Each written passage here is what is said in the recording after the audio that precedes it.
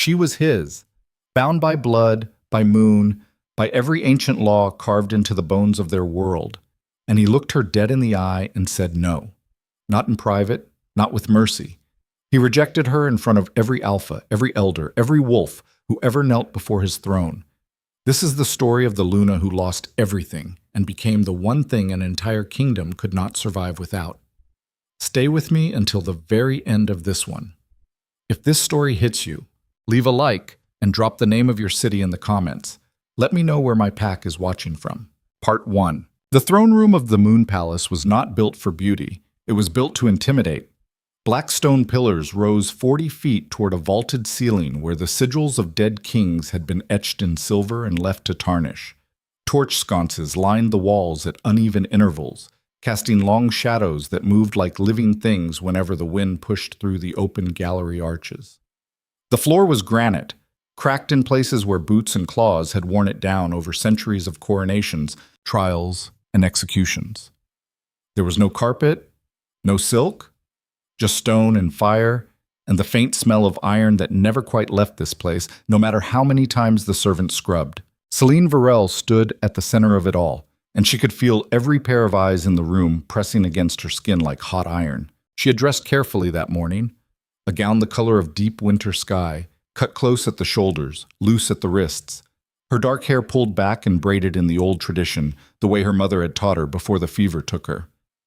No jewelry except the thin silver chain at her throat, the one Kael himself had clasped there the night of their bonding ceremony 3 years ago. She had not worn it in months. She wore it now because some part of her, some desperate and foolish part, still believed this gathering might end differently than the rumors promised. It would not. King Kael Draven sat on the iron seat at the far end of the hall, elevated on a platform of black marble so that every wolf in attendance had to look up at him. He was 31 years old, broad across the chest, with the kind of hard jawline that looked carved rather than born. His dark hair was cropped military short, and a thin scar bisected his left eyebrow, where an assassin's blade had caught him 6 years ago during the border wars. His eyes were the color of wet slate, cold, unreadable, the kind of eyes that made lesser alphas drop their gaze without knowing why. He was not looking at Celine. He was looking at the parchment in his hand. Around them, the court had arranged itself in the old formation. Alphas of the 7 great packs stood in a half-circle behind Celine, their seconds flanking them. The High Elder, Doran Ashvale, occupied the stone bench to the left of the throne, his ancient hands folded over a staff of petrified oak. Advisors, war captains, pack emissaries. Nearly 200 wolves packed into a room designed for ceremony and judgment. The air was thick with body heat, with breath, with the barely contained energy of wolves, who sensed something historic was about to happen and could not decide whether to be thrilled or terrified. Celine kept her hands still at her sides.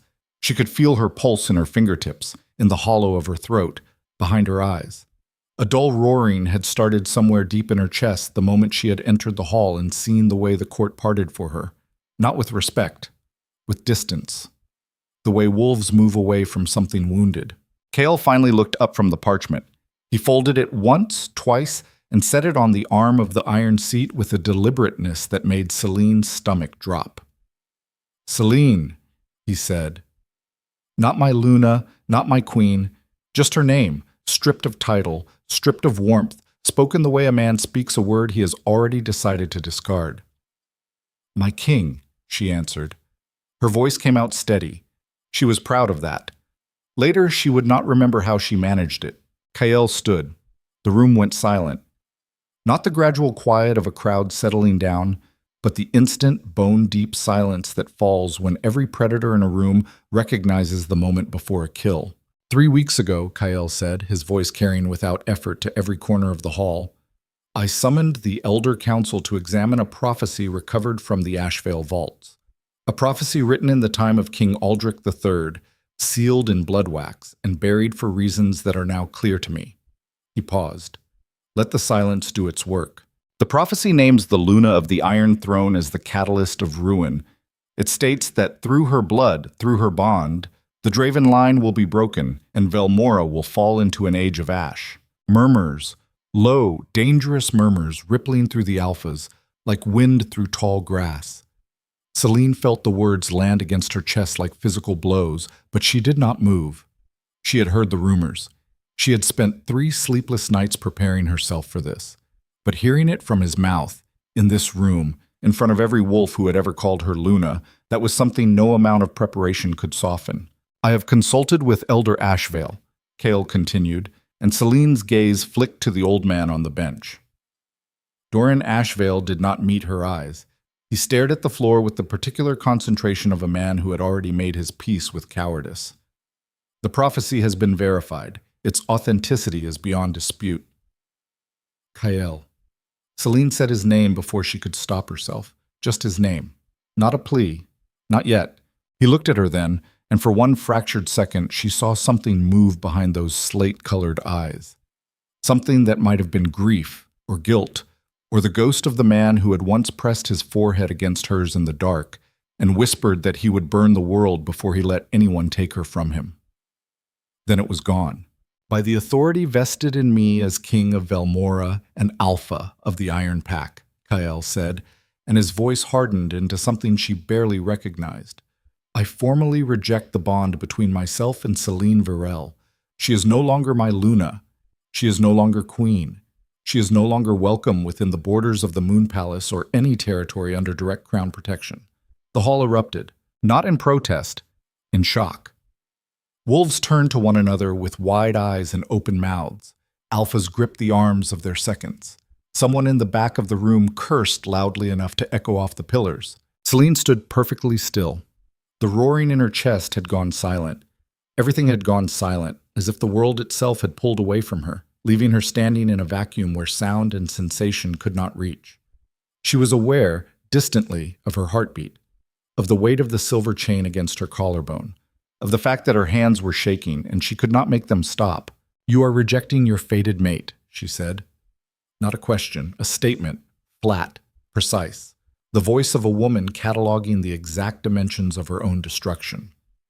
"I am protecting my kingdom," Kael answered, "from me. From what the prophecy says you will become." Celine took one step forward. Just one. But it was enough to make 2 of Kael's personal guards shift their weight, hands drifting toward the blades at their hips. She saw it. She filed it away in the growing list of things she would never forgive. "I have stood beside you for 3 years, she said, and now her voice was low, meant for him and him alone, though every wolf in the room could hear it. "I held your hand the night your father died. I sat with you through the border wars when your own generals told you to retreat. I carried the weight of this court on my back while you led armies, and I never once asked you for anything except to be what you promised me you would be. Celine, you promised me, Kael. The prophecy is a piece of paper." Her voice cracked, just barely, just enough. "It is a piece of paper written by a dead man about people who do not exist yet, and you are using it to destroy the only person in this room who has never lied to you." The silence that followed was so complete that Celine could hear the torches guttering on the walls. She could hear the breathing of the guards. She could hear the faint, rhythmic creak of Elder Ashvale shifting his weight on the stone bench. Kael's jaw tightened. She watched the muscles cord along the side of his neck, watched his hands curl into fists at his sides, and she knew. She knew with the certainty of someone who had memorized every line and shadow of this man's body that he was fighting something. That some part of him was screaming at himself to stop this, to step down from that platform and take her in his arms and tell the entire court to go to hell. But Kael Draven had not become king by listening to the parts of himself that screamed. "The decision is made," he said. "Then look at me when you make it." He looked at her. "Say it again," Celine said. "Say it to my face, not to the court, not to the alphas. To me." A beat of silence. 2. 3. "You are not my Luna," Kael said. Each word deliberate, each word a nail driven into something that had once been alive. "You are not my queen, and you are no longer welcome here." Celine felt the bond between them strain. Not break, not yet, but strain, like a rope pulled to the point just before the fibers begin to snap. The sensation was physical, a tearing pressure behind her sternum that made her vision blur and her knees threaten to buckle. She locked them. She would not fall. Not here. Not in front of these people. Then I have one more thing to say to you, my king. She let the title drip with something that was not quite contempt and not quite sorrow, but lived somewhere in the dark space between the two. When this kingdom begins to rot, and it will, do not come looking for me. Whatever breaks in Velmora after tonight, you built it with your own hands. She turned her back on the king of Velmora. No one had ever turned their back on the iron seat. Not in 300 years of Draven rule. The guards reached for their swords. Kale raised one hand, barely, and they froze. Celine walked the length of the throne room with her spine straight and her chin level and her eyes burning with tears she would not, could not, refused to shed until she was beyond the palace walls and the forest had swallowed her whole. Her footsteps echoed on the cracked granite. The alphas parted before her in silence. Not one of them spoke. Not one of them reached out. She was halfway to the great doors when a voice cut through the stillness behind her. My king. Celine did not turn around, but she stopped. She stopped because she recognized the voice. Everyone in the room recognized it. It belonged to Lady Mireia Thorne. Perhaps, Mireia said, and her voice was silk wrapped around a blade. This is not a moment for grief, but for renewal. The throne requires a Luna. The people require stability. And I believe I speak for the Thorne clan when I say we stand ready to serve the crown in whatever capacity is needed. Celine closed her eyes. Just for a moment, just long enough to feel the full weight of what was happening settle onto her shoulders like a physical burden. Then she opened them, pushed through the great doors, and walked out of the Moon Palace for the last time. Behind her, she heard the court begin to murmur. She heard Kael's voice, low and controlled, responding to Mireia's offer. She heard, or imagined she heard, the faint sound of a woman laughing. The night air hit her face like cold water. She stood on the palace steps and breathed it in, great ragged gulps of it, her chest heaving, her hands gripping the stone balustrade so hard that the edges cut into her palms. The moon hung fat and white above the tree line, casting the palace grounds in silver light. Below her, the royal city of Ashenmere spread out in a patchwork of torch-lit streets and dark stone buildings. 10,000 wolves sleeping or eating or arguing or making love. None of them knowing yet that their queen had just been thrown away like something spoiled. A hand touched her shoulder. Celine spun, teeth bared, a growl building in her throat before she could stop it. Easy. Ronan Greymane raised both hands, palms out. He was tall, lean, with the rangy build of a wolf who spent more time running borders than sitting in council halls. His dark red hair was pulled back in a loose knot, and his face carried the weathered look of someone who had spent most of his 30 years outdoors and had the scars to prove it. He was the captain of the Luna's personal guard, or he had been, until approximately 4 minutes ago. Easy, Celine. It is me. You should not be here. Probably not. If they see you with me, then they see me. He dropped his hands. His eyes were steady, serious, with none of the careful political blankness that every other wolf in the palace had mastered. I am walking you to the border. That is not a request. Ronan, you can argue with me in the morning. Right now we need to move. Kael's order gives you until dawn to clear crown territory, and that is not a generous timeline. She stared at him. The tears she had been holding back were pressing against the backs of her eyes with an almost unbearable pressure, and the fact that this man, this stubborn, infuriating man, was standing here offering to throw away his career and possibly his life for her was not helping. Why? She said. Ronan looked at her the way he always looked at her, like she was a problem he had long ago decided was worth solving. Because you are my Luna, he said simply. A piece of paper does not change that. They moved through the city in silence, keeping to the back streets where the torchlight did not reach. Celine had changed into traveling clothes that Ronan had stashed near the servants' gate, dark leather and wool, practical, the kind of thing a woman wears when she expects to be running. Her braid had come loose, and dark hair fell around her face in tangled strands that she did not bother to push back. The silver chain was still at her throat. She had not taken it off. She told herself she would, later. Ashenmere at night was a different animal from Ashenmere during the day. The broad avenues and marketplaces that bustled with commerce and pack politics under the sun became narrow, shadowed corridors after dark, populated by stray dogs, drunken soldiers, and the occasional night vendor selling roasted meat and bitter ale from carts that smelled of grease and wood smoke. Celine moved through it all like a ghost, her hood pulled low, her eyes scanning every alley and doorway with the automatic vigilance of a woman who had just lost every layer of protection she had ever known. "He is a fool," Ronan said quietly as they crossed the bridge of stones over the Ashenmere Canal. The water below was black and sluggish, carrying the city's waste toward the river delta. "You know that. He is the king. Those two things are not mutually exclusive." Celine almost smiled. Almost. "He believes the prophecy. He believes what Ashvale told him to believe. There is a difference." Ronan's jaw tightened. "That old man has been whispering poison into Kael's ear for months. I watched it happen. Every private meeting, every late-night council session, Ashvale was there, dripping fear into him drop by drop. By the time I realized what was happening, Kael had already made up his mind. And Mireia." Ronan was quiet for a long moment. "Mireia was there too." "How long?" "I do not know. Months, maybe. She has been positioning herself since the border wars ended, attending every council session, every military briefing, making herself useful to the war captains, building alliances with the smaller packs. By the time she made her move tonight, she had already done the groundwork. This was not spontaneous, Celine. This was planned." Celine processed this in silence. The betrayal was not a single wound.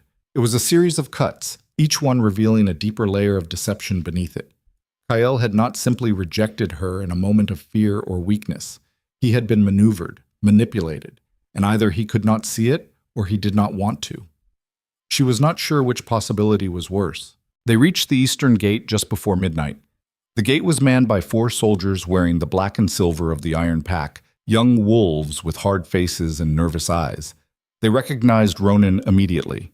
They recognized Celine a moment later, and the nervousness in their eyes sharpened into something that was close to fear.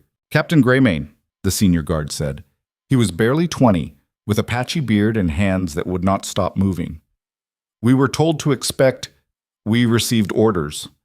"I know what your orders are," Ronan said. "Open the gate." "Sir, we were told no escort. She is to leave alone." "Open the gate, Corporal. I will handle the rest." The corporal looked at Celine. She looked back at him, and whatever he saw in her face made him step aside without another word. The gate groaned open on rusted hinges, revealing the dark expanse of the eastern road stretching into the forested hills beyond the city. Celine stepped through. The air on the other side of the wall was different, colder, cleaner, free of the smoke and stone dust that perpetually hung over Ashenmere like a funeral shroud. She turned back to Ronan. He was standing just inside the gate, one hand on the iron frame, his face half in shadow. "This is as far as you go," she said. "Celine, if you follow me, he will call it treason. He will kill you." "He can try." "Ronan." She said his name the way a woman says a word she knows she might not get to say again. "Go back. Keep your head down. Watch Mireia. Something is wrong in that court. Worse than a prophecy. Worse than politics. I can feel it. And when the time comes, I need you alive, not rotting in some execution pit because you were too stubborn to let me walk away on my own." He stared at her for a long time. The moonlight caught the red in his hair and the hard set of his jaw and the pain in his eyes that he was trying very hard not to show. "Where will you go?" he said. "The frontier packs, beyond the Ashvale Ridge. Kael's authority does not reach that far." "Those are wild wolves, Celine. Half of them are exiles, criminals. Wolves who were thrown out of their own packs for reasons that would make your skin crawl." "Then I will fit right in." He almost laughed. It came out as something closer to a breath, rough and broken. "You are the strongest person I have ever known." "I do not feel strong right now." "You will." He reached out and gripped her arm, brief and hard. "Stay alive. Whatever you have to do, stay alive. I will find you when the time is right." She nodded. She did not trust herself to speak. Then she turned and walked into the darkness beyond the gate, and the walls of Ashenmere closed behind her like the jaws of something that had already decided it was finished with her. She walked for hours. The eastern road was little more than a dirt track once it passed the city limits, rutted by cartwheels and softened by recent rain into a muddy ribbon that wound through dense forest. The trees here were old growth, black pine and iron oak, their canopies so thick that the moonlight reached the forest floor only in thin, broken shafts. The air smelled of pine resin and damp earth, and the faint, distant musk of deer. Celine walked until her legs ached and her boots were caked with mud, and the first gray light of dawn began to seep through the canopy. She walked until she was certain she was beyond the patrol range of the Iron Pack border riders. She walked until the exhaustion and the grief and the sheer physical weight of what had happened crashed over her like a wave, and then she dropped to her knees beside a fallen log and pressed her forehead against the wet bark and wept. She wept the way wolves weep, which is to say silently, with her whole body, great shuddering convulsions that racked her from chest to spine and left her gasping for air. She wept for the bond that was still alive inside her, still pulling toward a man who had publicly declared her worthless. She wept for the years she had given to a throne that had never been hers. She wept for the girl she had been, the one who had believed that being chosen by a king meant being safe. That girl was dead now. Celine could feel her dying, could feel the last naive, trusting parts of herself curling inward like paper in a flame. And what was left underneath was something harder, something colder, something she did not yet have a name for. She wiped her face with the back of her hand. Her palms were still bleeding from the balustrade. She looked at the blood dark in the pre-dawn light and felt nothing. The forest around her was waking up. Birds, insects. The distant crack of a branch that could have been wind or could have been something else. Celine pushed herself to her feet and kept walking. By midday, she had reached the foothills of the Ashvale Ridge. The terrain here was rougher, rocky slopes covered in scrub pine and heather, with narrow valleys between them where cold streams ran over beds of smooth stone. This was the boundary of the civilized world as Vel Mora defined it. Beyond the ridge, the land belonged to the frontier packs, loose confederations of wolves who had either chosen exile or been born into it. They answered to no king, followed no elder council, and governed themselves through strength and consensus and the occasional blood feud. Celine had studied them during her years at court. She had read the intelligence reports, the trade agreements, the border incident summaries. She knew their names, their leaders, their territories. She knew they were suspicious of outsiders, hostile to authority, and fiercely protective of their independence. She also knew they were her only option. She was crossing a narrow stream when she felt it for the first time. A tingling at the base of her skull, faint and unfamiliar, like the ghost of a headache that never quite arrives. She stopped, one foot in the water, and looked up. The sky was clear. Pale blue, early autumn, with a few thin clouds stretched across the horizon like pulled cotton. Nothing unusual. Nothing that should have triggered the strange electric awareness that was now spreading down her spine and into her fingertips. She looked at the water. Her reflection stared back at her, distorted by the current, dark hair and dark eyes, and a face that had aged 5 years in a single night. And then, for just a moment, her eyes caught the light wrong. Instead of the deep brown she had known her entire life, they flashed silver. Bright, liquid silver, like moonlight trapped in glass. She blinked. The silver was gone. Her eyes were brown again, tired and red-rimmed and entirely ordinary. Celine stood in the stream for a long time, water soaking through her boots, staring at her own reflection and trying to convince herself that she had imagined it. The exhaustion, the grief, the stress of the last 24 hours wreaking havoc on her perception. That was all. She climbed out of the stream and kept walking, but the tingling at the base of her skull did not fade. If anything, it grew stronger as the sun moved across the sky, pulsing in time with something she could not identify, something that felt ancient and vast and patient, as though it had been waiting for her to be broken enough to hear it. She made camp that night in a shallow cave on the leeward side of the ridge, building a small fire from dry pine branches and eating the last of the dried meat and hard bread she had stuffed into her traveling pack. The cave smelled of old smoke and animal musk, which meant other travelers had used it before. She wedged herself into the back corner with a rock at her spine and her knife across her knees and tried to sleep. Sleep would not come. Every time she closed her eyes, she saw the throne room, Kyle's face, the way his hands had curled into fists, the way Maria Thorne had spoken into the silent Celine left behind, filling it with her silk-wrapped ambition as effortlessly as water fills a crack in stone. Celine opened her eyes and stared at the cave ceiling. Shadows danced in the firelight. The night sounds of the forest pressed in from outside, crickets and wind, and the occasional distant howl of a wolf that was not part of any pack she knew. "You will survive this," she said to the darkness. not a promise.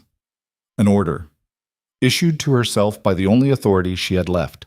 The fire crackled, the shadows danced, and somewhere deep inside the Ashvale Ridge, in a territory that no king's map had ever accurately charted, something stirred, something old, something that had been sleeping for a very long time and had just felt, for the first time in centuries, the presence of a bloodline it recognized.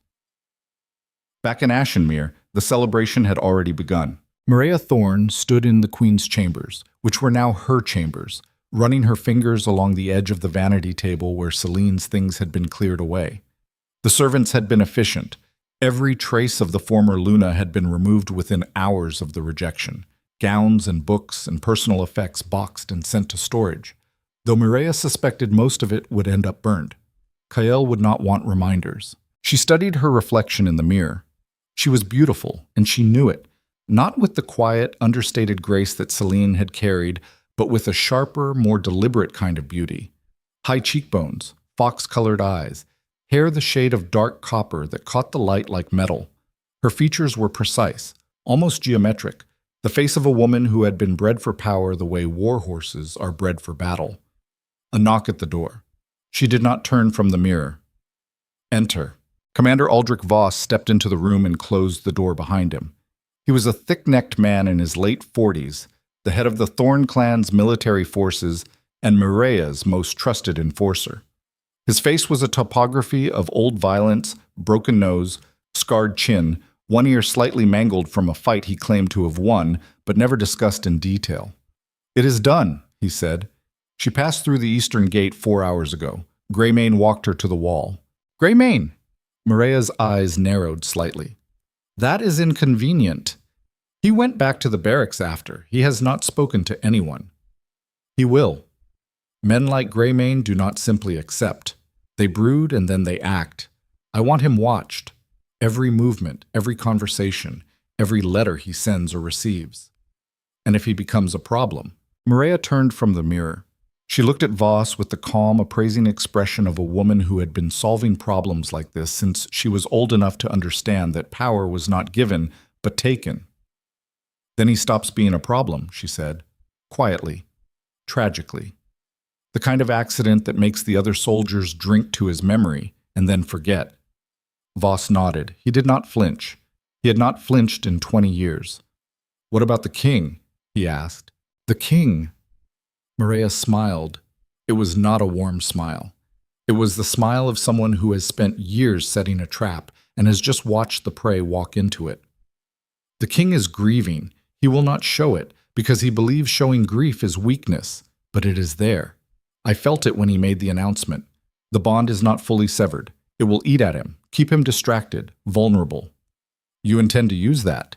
"I intend to be everything Celine was not, visible, useful, indispensable. Within 3 months, the court will not remember what she looked like. Within 6, they will wonder why she was ever Luna at all." "And the prophecy," Voss said. "The prophecy." Mireia's smile widened by a fraction.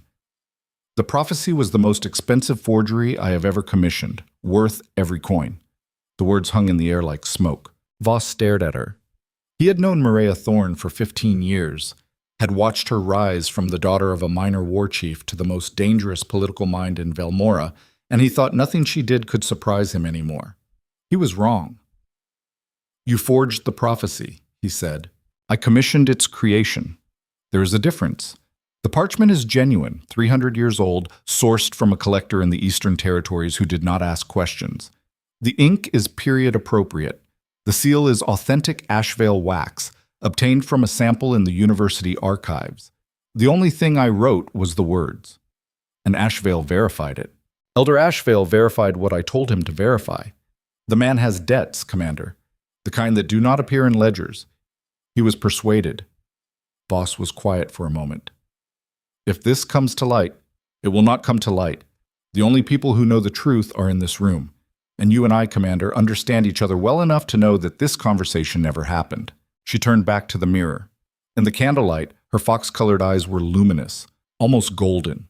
Behind her, reflected in the glass, Voss stood like a monument to controlled violence, his hands clasped behind his back, his face betraying nothing. "There is one more thing," he said. Speak. Our allies in the western reaches have sent word. The Blackmere Pack and the Stonefang Coalition are ready to move when you give the signal. They want assurances about territory divisions after the transition. Tell them they will have their territories. But the timeline has moved up. I need the first incident within 2 months. Something that rattles the border packs and gives Kyle a reason to deploy his forces away from the capital. A raid, a border skirmish. Something that looks organic. That can be arranged. Good. Now leave me. I need to prepare for tomorrow. The king has invited me to breakfast. Voss left without another word. The door clicked shut. Mireia stood alone in the queen's chambers, surrounded by the ghosts of the woman who had occupied them before her, and she felt nothing. No guilt, no hesitation, no shadow of doubt. Celine Varel had been an obstacle. Obstacles were removed. That was the natural order of things, as immutable as gravity, as certain as the fact that the strong devour the weak and call it justice. Mireia picked up a brush from the vanity and began to run it through her copper hair, slow, methodical strokes that she had performed every night since she was a child. Her mother had taught her this.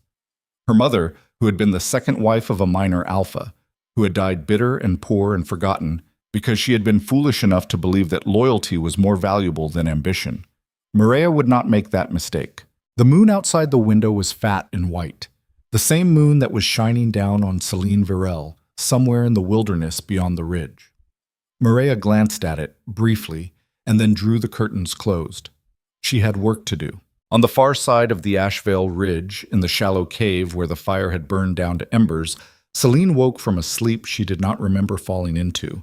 She was drenched in sweat, her heart hammering, her hands gripping the knife so tightly that her knuckles had gone white. She had dreamed of the moon, not the ordinary moon that hung in the sky every night like a lantern for wolves. Something else. Something alive. A presence that had pressed itself against her consciousness with a weight and an intelligence that no natural satellite should possess, filling her mind with images she could not parse, voices speaking in a language she almost understood, a cascade of silver light that poured through her like water through a broken dam. And in the dream, just before she woke, she had heard a voice.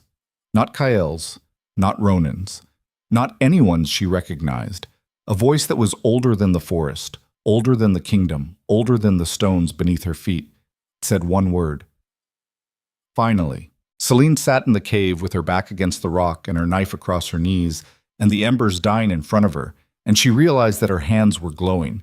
A faint silver luminescence was emanating from her palms, from the cuts the balustrade had left on her skin, pulsing gently in time with her heartbeat. She stared at the light. It stared back, and somewhere in the distance, from a direction she could not pinpoint, a wolf howled. Then another, then a third, a chorus of voices rising from the frontier territories, from the wild places beyond the maps, from the packs that no king had ever tamed. They were howling at the moon, but Celine, sitting in her cave with silver light bleeding from her wounded hands, understood with a sudden and terrifying clarity that they were not howling at the moon. They were howling at her. The silver light faded from her hands by dawn, but the memory of it did not. Celine sat at the mouth of the cave and watched the sun claw its way above the ridgeline, painting the sky in bands of copper and bruised violet. Her body ached from sleeping on stone. Her boots were still damp from the stream crossing. The cuts on her palms had closed overnight, which should have taken days, and the skin where the wounds had been was smooth and pale, unmarked, as if the balustrade had never touched her. She flexed her fingers, studied them, turned her hands over and back again. Not possible, she muttered, but there they were, healed, clean, and the tingling at the base of her skull was still there, low and constant, like a frequency just below the range of conscious hearing. It had not faded with sleep. If anything, it had settled deeper, woven itself into the rhythm of her pulse, become part of the architecture of her body in a way that felt less like an intrusion and more like something that had always been there and had simply been waiting for permission to make itself known. She packed what little she had and began the descent down the far side of the ridge. The terrain changed within the first hour. The groomed trails and marked paths of Velmora's interior gave way to raw wilderness, game tracks threading through dense undergrowth, rocky gullies choked with fallen timber, stretches of open meadow where the grass grew waist-high and the wind carried scents she could not name. This was frontier country. unpatrolled, ungoverned, the kind of land that swallowed people who were not paying attention and never gave them back. Celine paid attention. She moved through the forest with the careful, measured stride of a woman who understood that every step into unfamiliar territory was a negotiation between speed and survival. She kept to the tree line where possible, avoiding open ground. She stopped every 100 yards to listen, to scent the air, to catalog the sounds around her and separate the natural from the concerning. A skill she had learned not from the palace or the court, but from her father, a border patrol captain who had died when she was 12, killed by raiders in a skirmish that the official records described as a minor incident, and that Celine remembered as the night the world first showed her its teeth. By midday she had reached the valley floor. A river ran through it, wider and faster than the streams on the ridge, its water dark with tannin from the pine forests upstream. On the far bank, a thin column of smoke rose from behind a line of birch trees. Celine stopped, crouched behind a boulder, watched. The smoke meant a fire. A fire meant people. People in the frontier territories meant one of three things: traders passing through, exiles trying to survive, or wolves who would kill her for her boots. She studied the smoke for 10 minutes. It was thin, controlled, not a signal fire, not a wildfire. A cooking fire, built by someone who knew how to manage it. That suggested experience, discipline, either a trader or an exile who had been out here long enough to learn the basics. She crossed the river at a shallow point where the current broke around a line of submerged stones, water reaching her thighs, cold enough to make her gasp. On the far bank, she wrung out the hem of her coat, checked her knife, and moved toward the smoke. The camp was small. A lean-to shelter built against a rock face, well constructed, with a framework of stripped branches and a covering of layered pine boughs that would shed rain. A fire pit ringed with stones, a rack of drying meat over the coals. And sitting beside the fire, sharpening a blade on a whetstone with slow, deliberate strokes, was a woman. She was perhaps 50, though the frontier aged people in ways that made guessing difficult.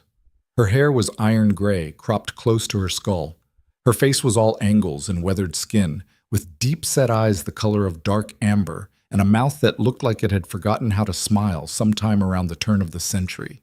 She was lean, wiry, built for endurance rather than power. Her clothes were patched leather and wool, worn soft with use. A bow and quiver leaned against the rock face behind her, and a short axe hung from her belt. She did not look up when Celine stepped into the clearing, but her hand stilled on the whetstone. "You have been following the game trail for the last quarter mile," the woman said. Her voice was low, hoarse, the kind of voice that comes from years of breathing wood smoke and cold air. "You move quiet for someone wearing wet boots, but not quiet enough." Celine stopped at the edge of the clearing, kept her hands visible. "I am not looking for trouble. Nobody out here is looking for trouble. Trouble finds you anyway. That is the whole point of the frontier." The woman resumed sharpening. The rhythmic scrape of metal on stone filled the silence between them. "You are from the interior, Crown territory. I can smell it on you, palace soap and horse leather, and that particular kind of fear that comes from losing something you thought was permanent." "You can smell fear?" "I can smell everything, girl. I've been out here for 22 years. My nose is the only reason I'm still breathing." The woman looked up for the first time. Her amber eyes moved over Celine with the quick, clinical assessment of someone who was accustomed to deciding within seconds whether a stranger was a threat, a resource, or neither. "You are running from something." "I'm walking away from something. There is a difference." "Not out here, there is not." The woman set down the whetstone and slid the blade into a sheath at her hip. "Sit down. You look like you're about to fall over. When did you last eat?" "Yesterday." "Sit down." Celine sat. The fire was warm against her face and hands, and the smell of the drying meat made her stomach cramp with a hunger she had been ignoring for hours. The woman handed her a strip of dried venison without comment. Celine ate it in 4 bites and fought the urge to ask for more. "My name is Kira," the woman said. "Kira Ashbourne. Former beta of the Stonewall Pack, former prisoner of the Ashenmere Citadel, current resident of nowhere in particular. Celine." "Just Celine." "Just Celine." Kira studied her. The firelight played across the hard planes of her face, deepening the shadows around her eyes, and the lines bracketing her mouth. "You are lying, or at least leaving out the parts that matter, but that is your business. Out here, nobody asks for a full name unless they are planning to use it against you. She handed Celine another strip of venison. Celine took it, ate it slower this time.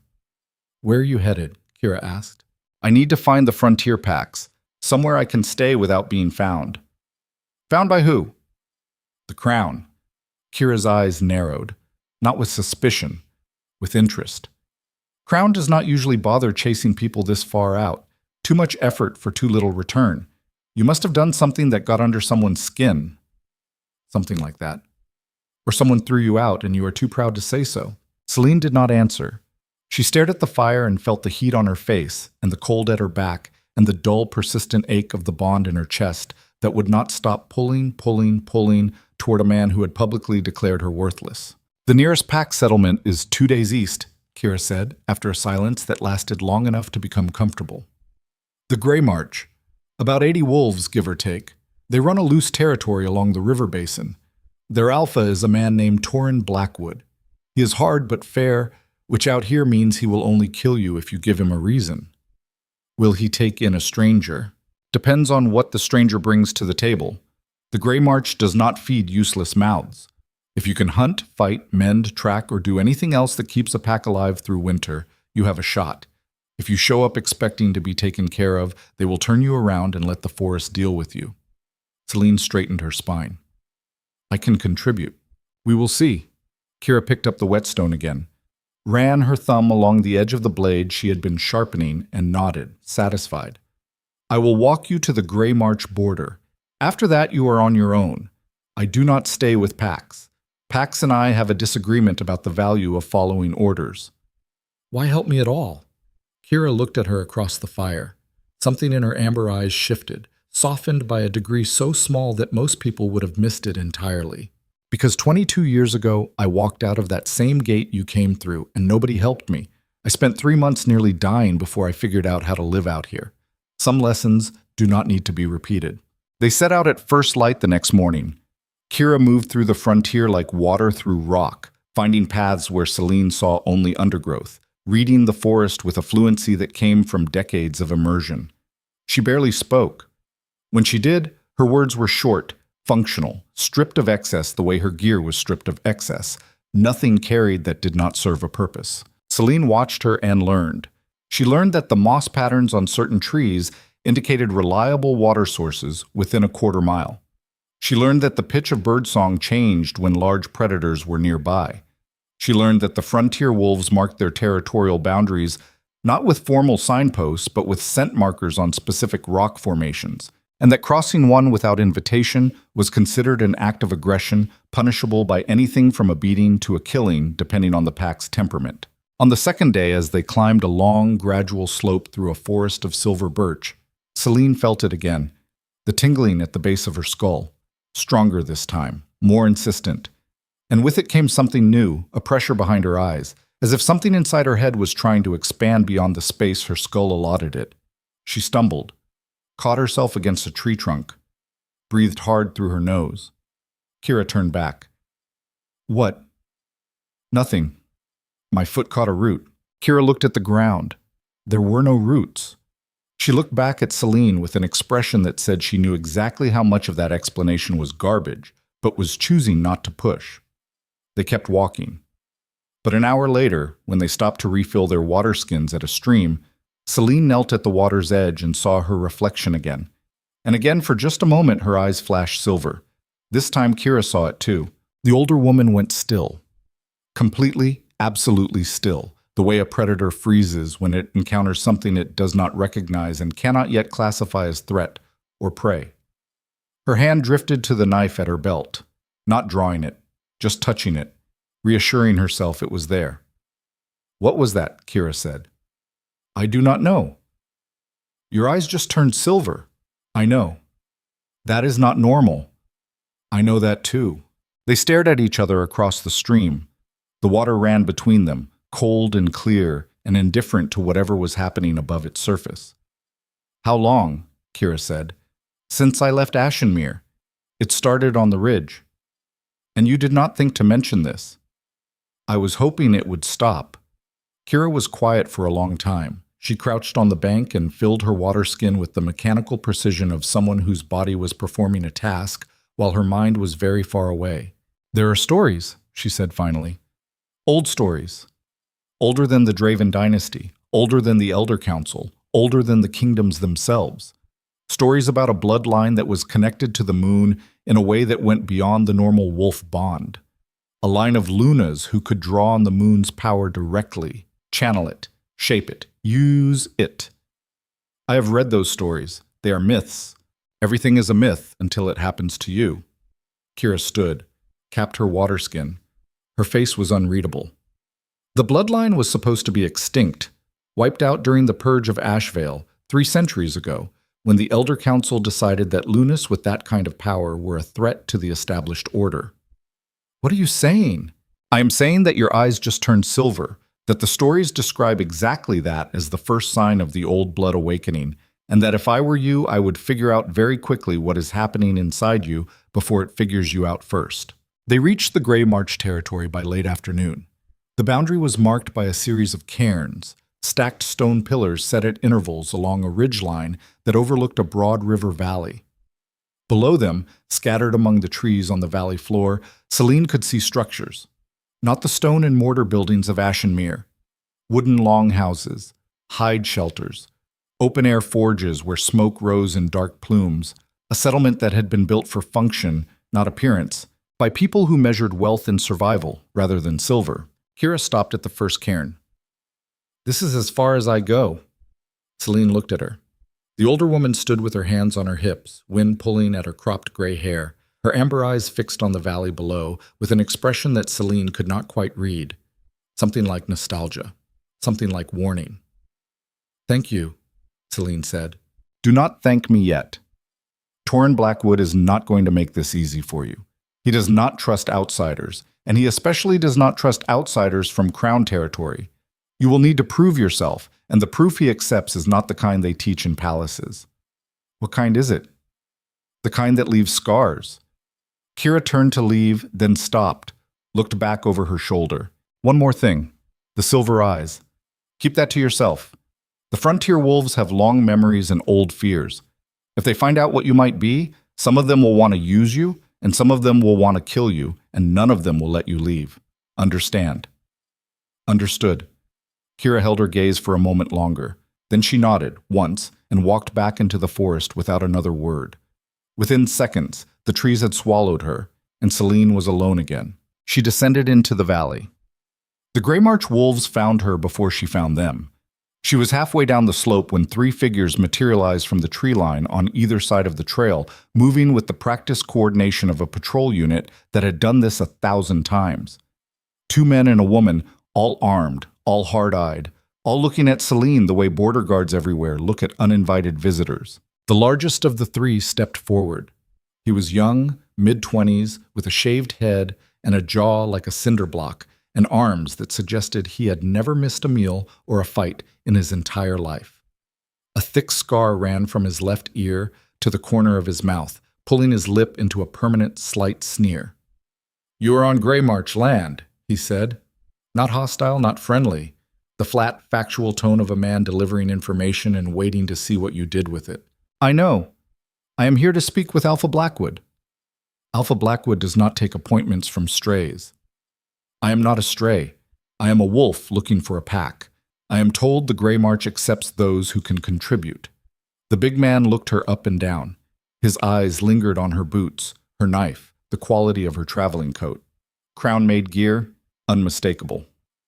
"You are from the interior," he said. "I was. And now you are here. And now I am here." He exchanged a glance with the other 2. The woman, a lean, dark-skinned wolf with close-cropped hair and a longbow slung across her back, shrugged one shoulder. The second man, shorter, broader, with the watchful eyes of someone who had learned early that the quietest threats were usually the deadliest, said nothing. "Follow me," the big man said. "Keep your hands where I can see them. If you reach for that knife, I will break your arm in 2 places before you clear the sheath." "I appreciate the specificity," Celine said. The ghost of something that might have been amusement crossed his scarred face. "My name is Dog. Welcome to the edge of the world." The Grey March settlement was rougher up close than it had looked from the ridge. The longhouses were solid but undecorated, built from pine logs chinked with river clay. The paths between them were hard-packed dirt, muddy in places, lined with racks of drying fish and pelts. Wolves moved through the camp with the purposeful energy of people who had things to do and limited daylight to do them in, carrying firewood, mending nets, skinning game, sharpening tools. Children darted between the buildings in packs of 3 and 4, their laughter sharp and bright against the ambient noise of labor. Every single one of them stopped to stare at Celine as she passed. She kept her head up, kept her stride even. Let them look. She had been looked at by kings and elders and the most powerful alphas in Velmora. A frontier camp was not going to rattle her. Dog led her to the largest longhouse at the center of the settlement. Its entrance was flanked by 2 poles carved with wolf heads, their jaws open, their wooden eyes staring outward with an expression of frozen aggression. He pushed open the heavy door and gestured for her to enter. The interior was dim, lit by a central fire pit and a few tallow candles. The air smelled of smoke and dried herbs and the particular musk of a dominant wolf's territory. Animal skins covered the floor. Weapons hung from the walls, axes, spears, bows, a collection that was functional rather than ceremonial. At the far end of the room, seated in a chair made from bent oak and stretched hide, was Torin Blackwood. He was older than Celine expected, late 50s, maybe early 60s, though his body had the coiled density of a man who had never stopped training. His hair was white, worn long and loose past his shoulders. His face was dark-skinned and deeply lined, with a broad nose that had been broken more than once, and eyes that were so dark they were nearly black.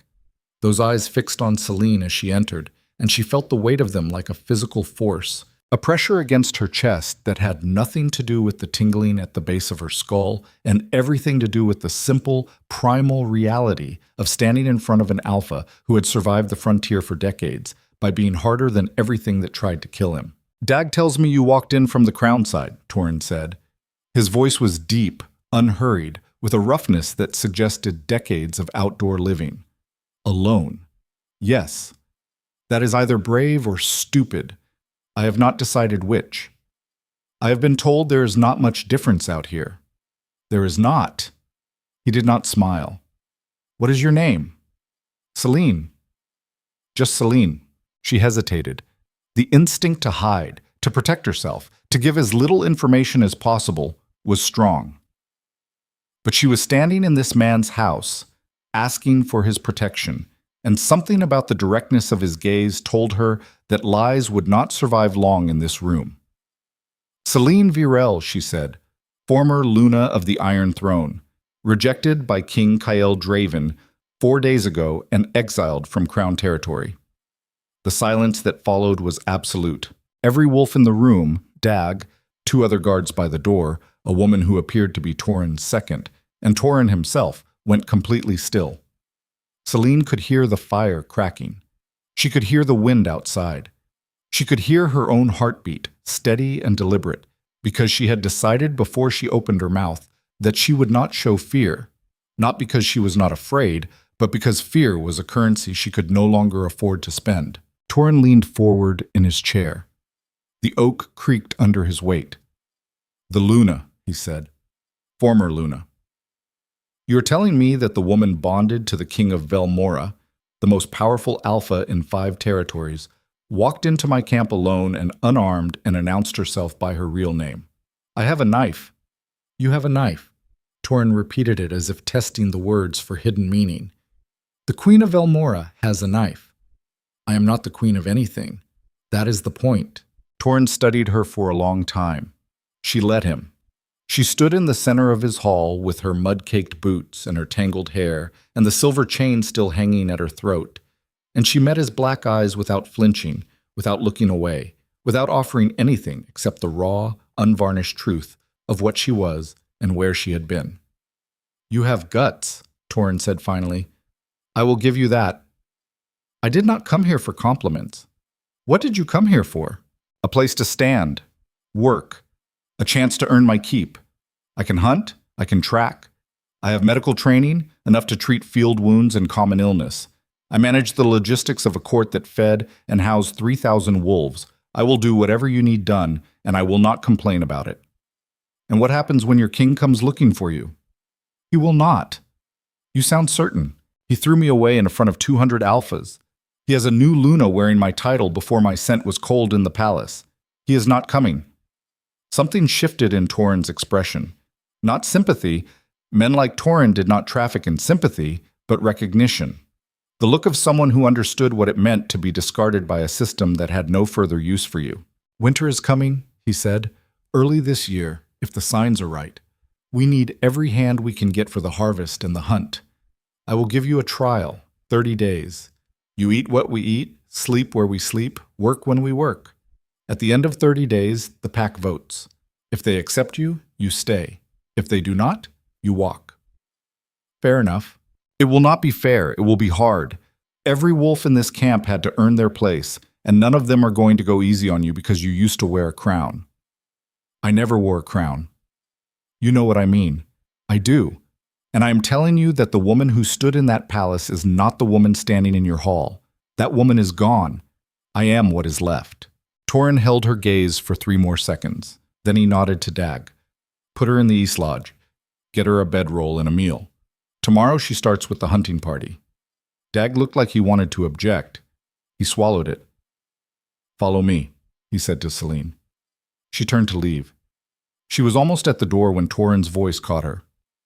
Celine. She stopped. The chain around your neck, the silver one. Her hand went to it involuntarily. The thin chain Kael had clasped there 3 years ago. The last physical remnant of a bond she was still carrying in her chest like a piece of shrapnel too deep to remove. What about it? Lose it. You want a new life? You start by cutting the leash.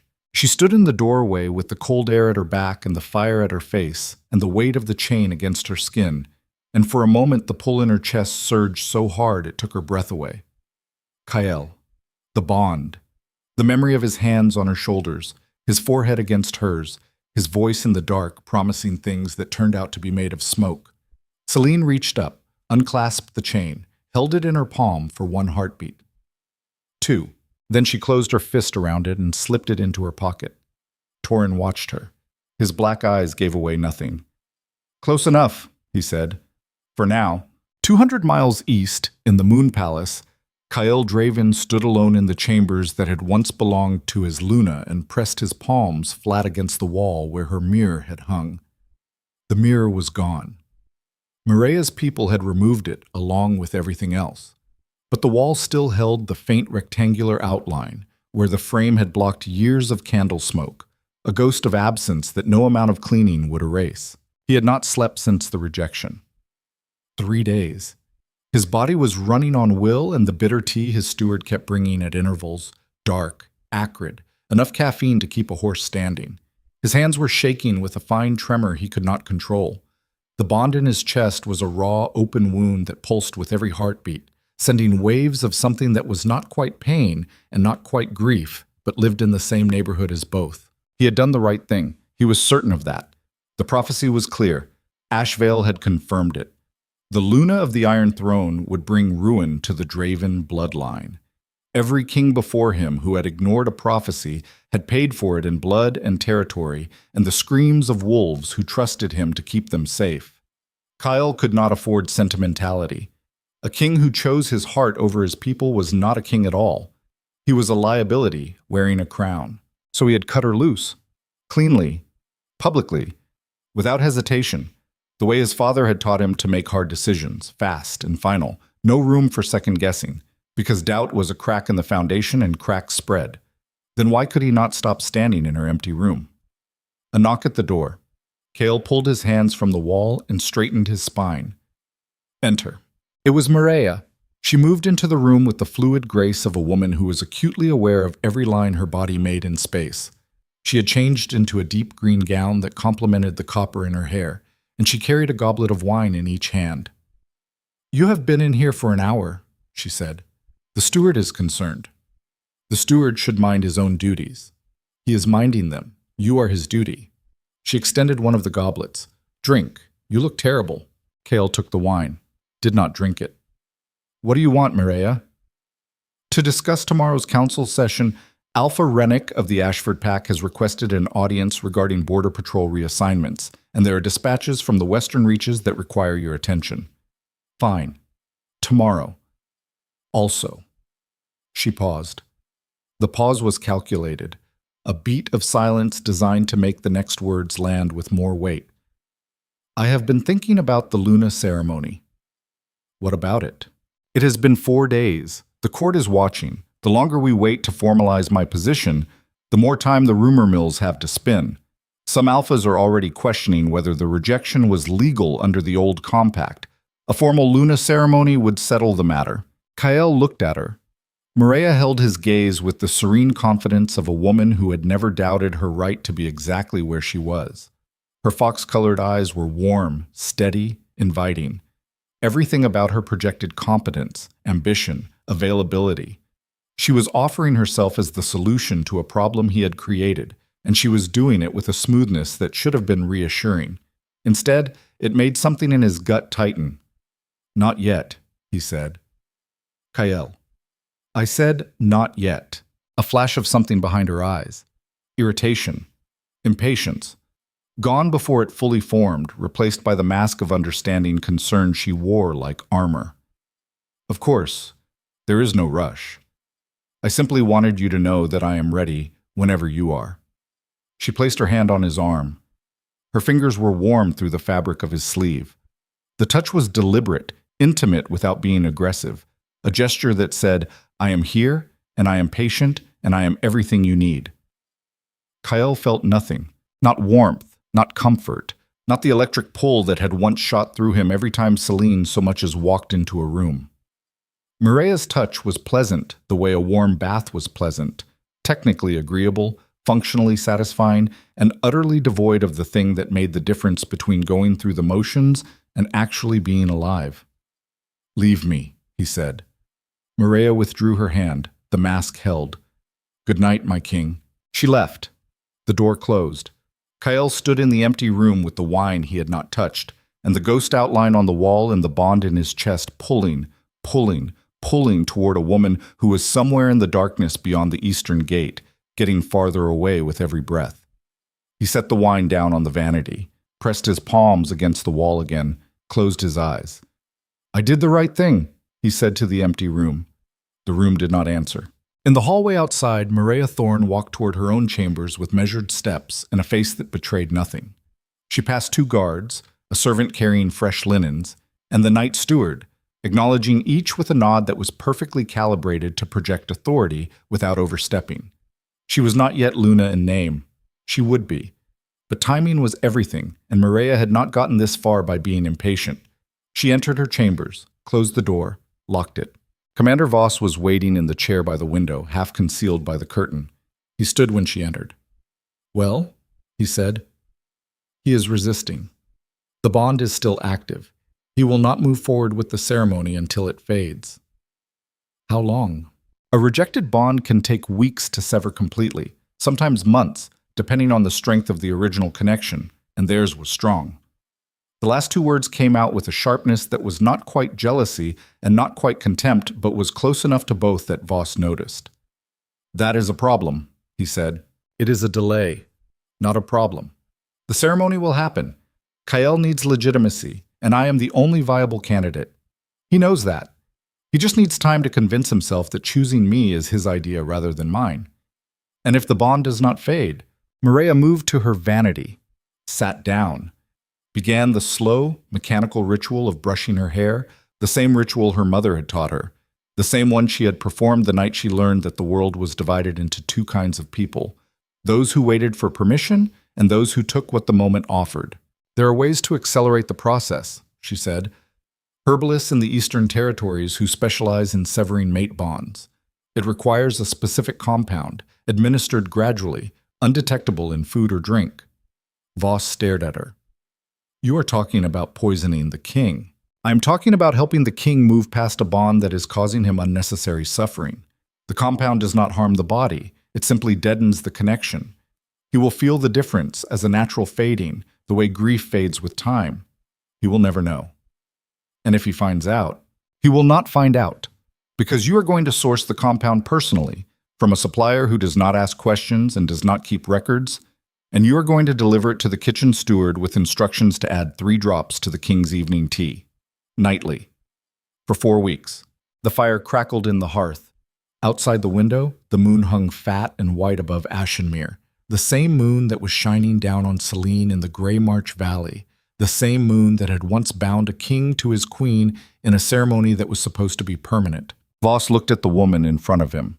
She sat straight-backed at her vanity, her copper hair falling in smooth sheets around her shoulders, her fox-colored eyes meeting his in the mirror with a calm that bordered on clinical. She was not asking. She was informing. "This is how kingdoms change hands," Mireia said. "Not with armies, not with declarations, with patience and precision and the willingness to do what everyone else is too sentimental to consider." She set down the brush. "Source the compound, Commander. We have a schedule to keep." On the far side of the Ashvale Ridge, in the east lodge of the Grey March settlement, Selene lay on a thin bedroll and stared at the ceiling and felt the moon pulling at something inside her that she did not yet understand. The tingling at the base of her skull had intensified over the last hour, spreading down her spine and into her hands and feet, a low electric hum that made her skin feel too tight, and her bones feel too dense, and the air in her lungs feel too thin. She held up her hand in the darkness, watched the faint silver glow kindle beneath her skin, stronger than before, brighter, pulsing in rhythm with a heartbeat that did not feel entirely like her own. In the pocket of her coat, the silver chain lay cold and still. In the Moon Palace, a woman with fox-colored eyes poured 3 drops of something clear into a porcelain cup and stirred it with a steady hand. In the wilderness between them, the wolves of the frontier raised their heads to the sky and howled, and the sound carried across the mountains like a warning that no one in Ashenmere was listening for. And deep inside the Ashvale Ridge, in a darkness so complete that even wolf eyes could not penetrate it, something ancient opened its eyes for the first time in 300 years, and it smiled, and it whispered a name into the stone. Selene. The glow in her hands flared white. Every wolf in the Grey March settlement woke at the same instant, gasping, as if the air itself had been punched out of the valley. Dogs howled. Horses screamed in their pens. Children cried out in the darkness. And Selene Varel sat up on her bedroll with silver fire pouring from her eyes and her mouth open in a silent scream, because something vast and old and terrifyingly alive had just reached across 3 centuries of silence and wrapped itself around her soul like a fist, and the woman she had been 5 seconds ago no longer existed. Whatever she was becoming, there was no going back. The silver fire lasted 11 seconds. Selene counted them later, when she could think again. When her hands had stopped shaking and the screaming in her skull had faded to something that resembled silence, but was not quite silence. More like the hum a struck bell makes long after the impact, a vibration felt in the teeth and the bones rather than heard. 11 seconds. That was how long the power had poured through her, white and blinding and utterly beyond her control, before it collapsed inward like a dying star and left her kneeling on the bedroll in the dark, gasping, her fingers clawed into the thin fabric, her vision swimming with afterimages of light that had no source. The East Lodge was empty. The 3 other wolves who had been sleeping there had fled. She could hear them outside, voices raised, sharp with fear and confusion. She could hear the entire settlement stirring, doors slamming, children crying, the deep commanding bark of someone, probably dog, trying to restore order. Selene sat back on her heels. Her breath came in ragged pulls. Her body felt strange, not damaged, but recalibrated, as though every cell had been taken apart and reassembled in a slightly different configuration. The tingling at the base of her skull was gone. In its place was something else entirely, a presence, not hostile, not friendly, simply there, vast and patient and ancient, settled into the architecture of her consciousness, like a tenant who had moved in while she was sleeping and had no intention of leaving. She looked down at her hands. They were trembling. The faint silver luminescence that had been building for days was gone too, absorbed back into her skin, but she could feel it underneath, coiled and waiting. A reservoir of something she could not name pooled behind her sternum like a second heartbeat. The door to the East Lodge banged open.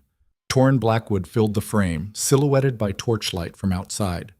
Behind him, Selene could see at least a dozen wolves crowded in the muddy path, their faces pale, their eyes wide. Dag stood at Torin's shoulder with his hand on the axe at his belt, and an expression that was trying very hard to be professional anger and was not entirely succeeding at hiding the fear underneath. "What," Torin said, "was that?" Celine looked up at him. Her eyes were brown again. She was almost sure of that.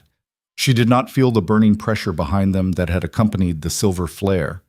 But Torin was staring at her the way a man stares at a loaded weapon he just found on his floor, and she knew that whatever had happened, whatever the settlement had felt or seen or sensed, it was already too late to pretend it was nothing.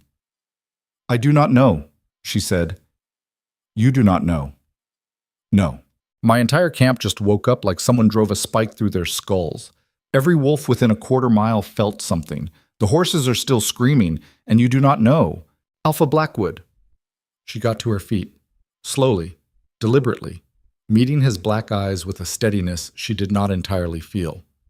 "If I knew what that was, I would tell you. I have been experiencing something since I left Ashenmere. A feeling, a pressure. It has been building. Tonight it broke through. I do not understand it, and I cannot control it." Torin stepped into the lodge. The torchlight from outside threw his shadow long across the floor. He was close enough now that Celine could smell him, wood smoke and iron and the sharp musk of an alpha whose territory instincts had been triggered. Every line of his body said threat assessment. Every muscle was coiled. "Dag," he said without turning around. "Alpha. Clear the lodge. Post guards at both exits. Nobody comes in or out without my word." Dag hesitated. 1 second, 2. Then he pulled the door shut from outside, and Celine heard the heavy thud of a bar dropping into place.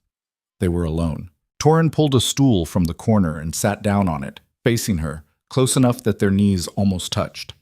He planted his elbows on his thighs and leaned forward and looked at her with the focused intensity of a man who had survived 6 decades in the wildest territory in Velmora by never, not once, ignoring a threat he did not understand. "Talk," he said. Celine talked.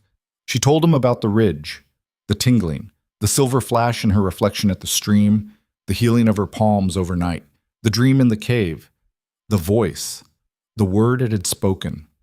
She told him about Kira's stories, the old bloodline, the Lunas who could channel the moon's power, the purge that was supposed to have destroyed them 3 centuries ago.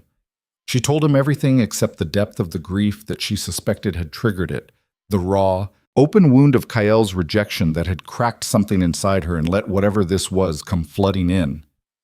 That she kept for herself, not because it was a secret, but because it was the last private thing she had left, and she would not hand it to a man she had known for less than a day, no matter how much authority he held. Torin listened without interrupting. His dark face was unreadable. When she finished, the silence stretched for nearly a minute, broken only by the muffled sounds of the settlement outside and the occasional nervous whinny from the horse pens. "The old blood," he said finally. "That is what Kira called it." "Kira Ashbourne told you this?" "You know her. Everybody in the frontier knows Kira. She has been wandering these territories longer than most of my wolves have been alive. She is paranoid, antisocial, and she trusts approximately no one." He paused. "She is also almost never wrong."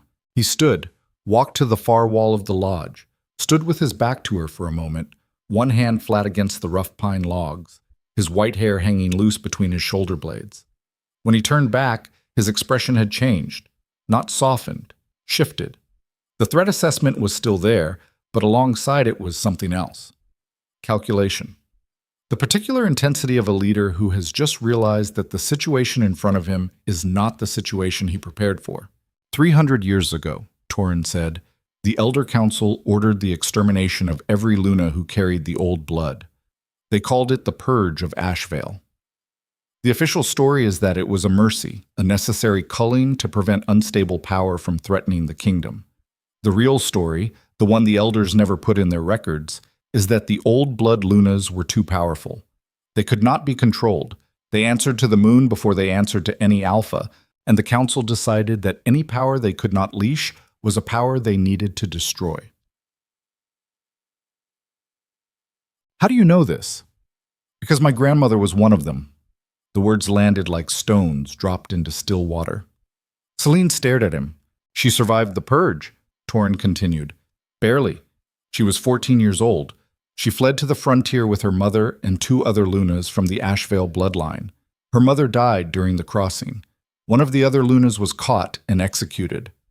My grandmother and the remaining survivor made it to the territories and disappeared. They changed their names, hid their bloodline, raised their children to believe they were ordinary wolves. My grandmother never told anyone what she was, not even my grandfather. She told my mother on her deathbed, and my mother told me. Did she have the silver eyes? She did, and the power that came with them. But she never used it. She was too afraid. She had watched the council murder everyone she loved because of what was in their blood, and she decided that the safest thing she could do was pretend it did not exist. She buried it, lived as a normal wolf, died as a normal wolf, and whatever was in her blood passed down through the generations, dormant, waiting. Waiting for what? I do not know. Maybe for someone who is angry enough or desperate enough or broken enough to crack the seal. Maybe for whatever the moon decides. I am not a scholar, Celine. I am an alpha who runs a frontier pack and tries to keep 80 wolves alive through winter. What I know about the old blood I could write on the back of my hand. But I know this. What happened to you tonight was not an accident, and it is not going to stop. Celine absorbed this in the particular silence of a woman whose understanding of her own identity had just been dismantled and rebuilt in the space of 5 minutes. She had come to the Grey March looking for a place to hide, a quiet corner of the world where she could lick her wounds and rebuild something from the wreckage of her old life. Instead, she had stumbled into a history she did not know she carried, a power she could not control, and a legacy that the most powerful institution in Velmora had tried to erase from existence. "Will you still let me stay?" she said. Torin looked at her. His black eyes held hers for a long time.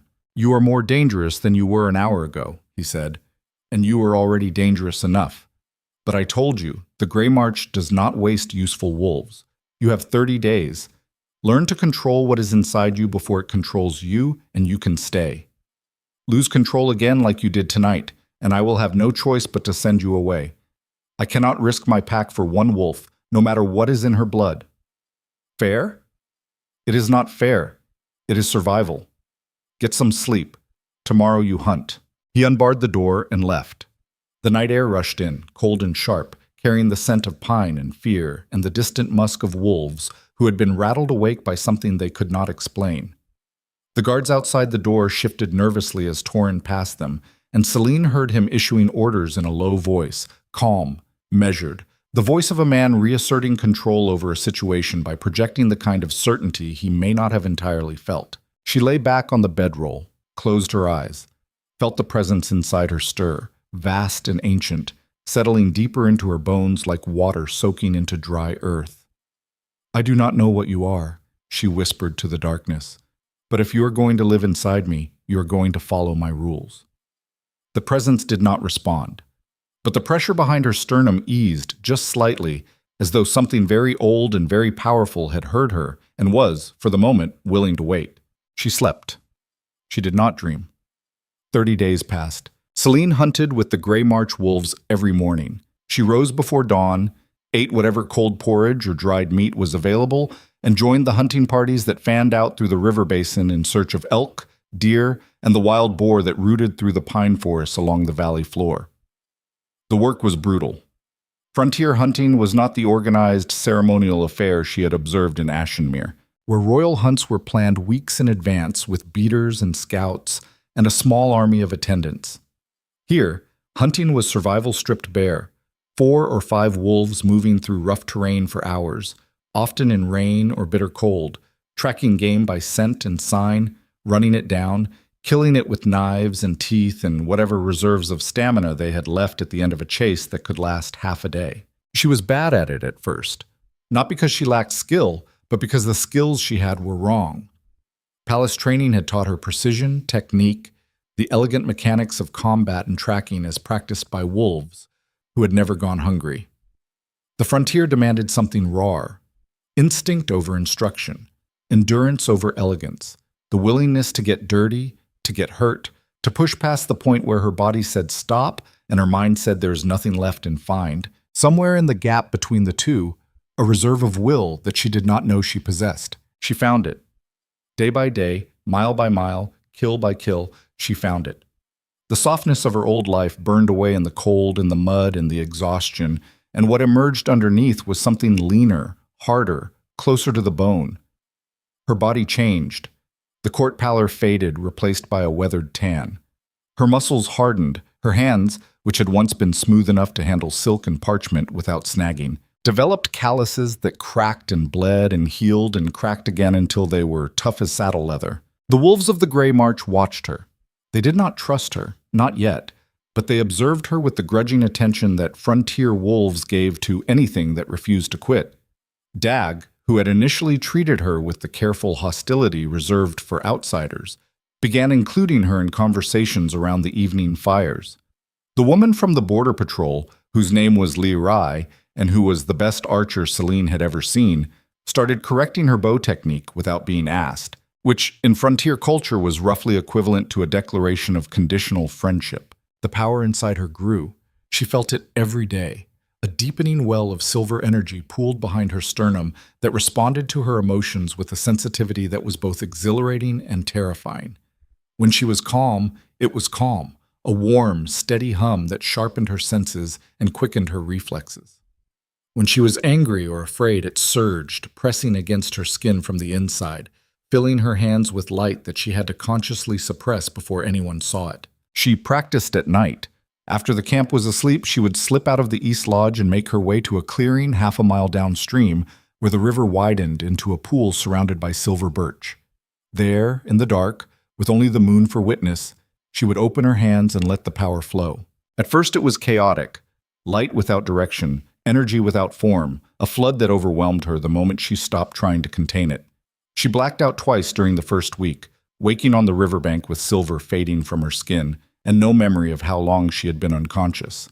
But she kept at it, night after night, the way she had kept at the hunting, with a stubbornness that was less about courage and more about the simple, desperate refusal to be helpless. By the end of the second week, she could call the light without losing consciousness. By the end of the third, she could shape it, condensing it into her palms, directing it outward in controlled pulses that left scorch marks on the birch trunks and made the water in the pool ripple as if something massive had moved beneath its surface. The power was not fire. It was not lightning. It was something older, something that came from the same source as the moonlight itself, raw, silver, and alive with an intelligence that pressed against her consciousness, like a hand pressing against a closed door, patient and persistent, waiting for her to let it all the way in. She did not let it all the way in. Not yet. She could feel what waited on the other side of that door, a vastness that would obliterate the boundaries of her individual self, the way a river obliterates a sandcastle, and she was not ready for that. She might never be ready for that. But she held the door open a crack, and what came through the crack was enough to transform her from a discarded queen into something that the frontier had not seen in 300 years. On the 28th day, 2 days before her trial ended, a rider came. The horse was lathered and trembling, pushed to the edge of its endurance.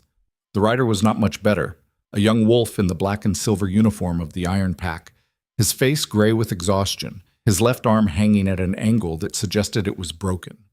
He came down the valley road at a dead gallop and nearly fell from the saddle when Dag and 2 other guards intercepted him at the eastern boundary cairns. They brought him to Torrin's longhouse. Celine was already there, having been summoned from the hunting party by a runner who told her only that something had happened and the Alpha wanted her present. She arrived to find the rider seated by the central fire, drinking water in great shuddering gulps, while a Grey March healer set his broken arm with strips of boiled leather and a wooden splint. Torrin stood over him, arms crossed, his face carved from granite. "Say it again," Torrin said. "Slowly." The rider set down the water skin. He was young, early 20s, with the hollow eyes of someone who had ridden for days without sleep. When he spoke, his voice cracked.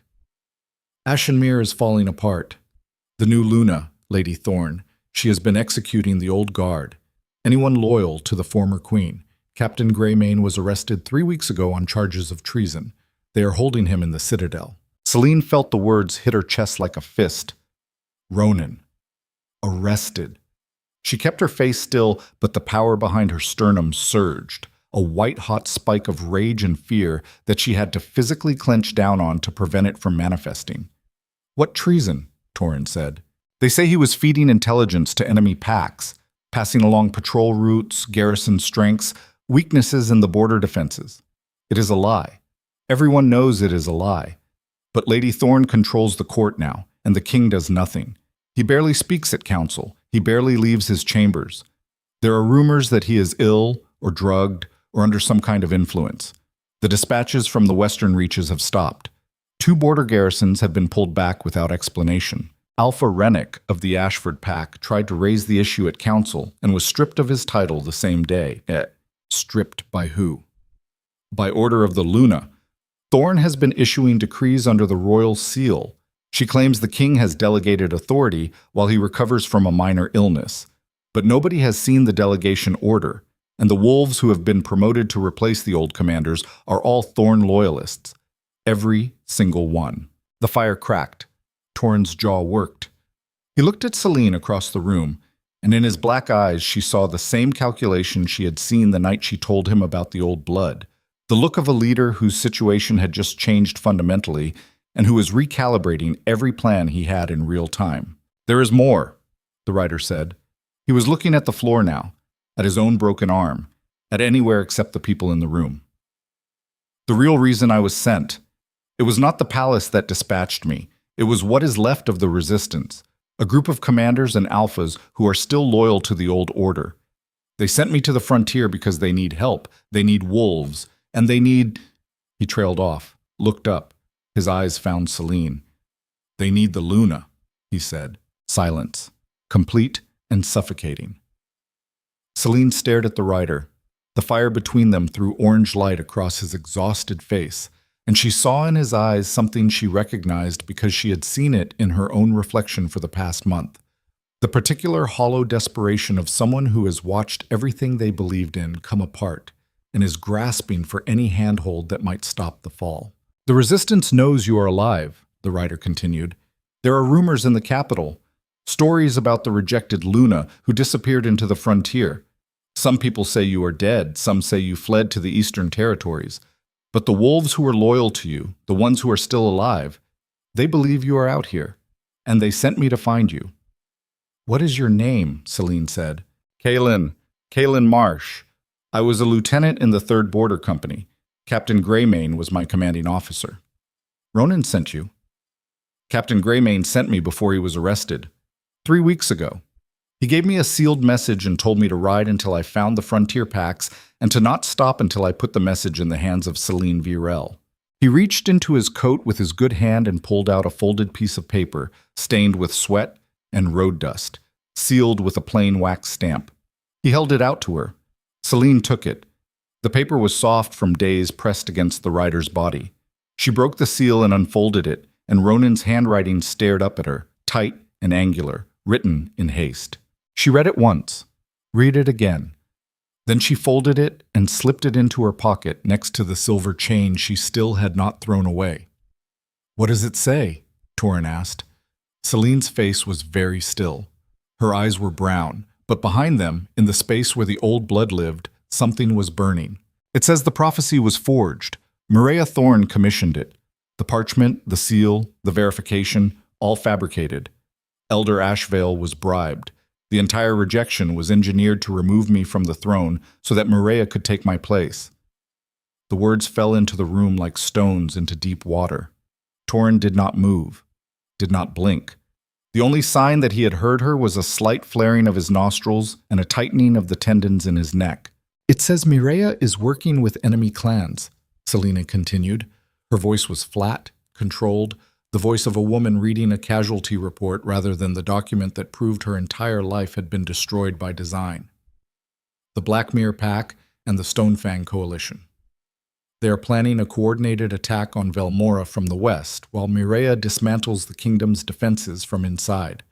The border garrisons being pulled back, the loyalist commanders being replaced, the intelligence networks being shut down. All of it is preparation. She is opening the gates." "A coup," Torrhen said. "A conquest, dressed as a coup." "And KL." Celine's jaw tightened. She felt the name hit the raw wound in her chest the way a finger hits a bruise, precise and unavoidable. "Ronan believes Kael is being drugged." something administered in his food or drink that is suppressing the mate bond and clouding his judgment. He has become passive, withdrawn, incapable of the kind of decisive action that defined his leadership during the border wars. The court believes he is grieving. The truth is, he is being chemically dismantled. He rejected you because of a forged prophecy, Torin said. He said it the way a man says a thing he needs to hear out loud in order to fully comprehend it. And the woman who forged it is now poisoning him and selling his kingdom to his enemies. Yes, the fire cracked, a log shifted, sparks rose toward the smoke hole in the ceiling and vanished into the dark. What are you going to do? Torin said. Celine stood at the edge of the fire pit and felt 30 days of frontier living in her aching muscles and calloused hands and wind-burned skin. She felt the old blood coiled behind her sternum, silver and immense, waiting. She felt the ghost of the bond still pulling in her chest, weaker now but not gone, a thread stretched across 200 miles of wilderness, connecting her to a man who had thrown her away because a woman with copper hair and a forger's contacts had told him she was a curse. She thought about Ronan, chained in the citadel, arrested for treason because he had been loyal to the wrong Luna. She thought about Ashenmere, the throne room where she had been humiliated, the great doors she had walked through for the last time, the sound of Mirea's voice filling the silence she left behind. She thought about the girl she had been, the one who had believed that being chosen by a king meant being safe. That girl was dead. Celine had killed her herself, deliberately, methodically, over 30 days of cold mornings and hard labor and silver fire in the dark. She had burned away the softness and the trust and the desperate need to belong to someone else's story, and what was left was not a queen and not a Luna and not a woman defined by the man who had rejected her. What was left was something the kingdom had not seen in 300 years. Celine, Torin said. She looked at him. Her eyes were brown. Then they were silver. The shift was instantaneous, total, a flash of liquid light that turned her irises into mirrors, reflecting the firelight back at every wolf in the room with a luminescence that made the air itself seem to vibrate.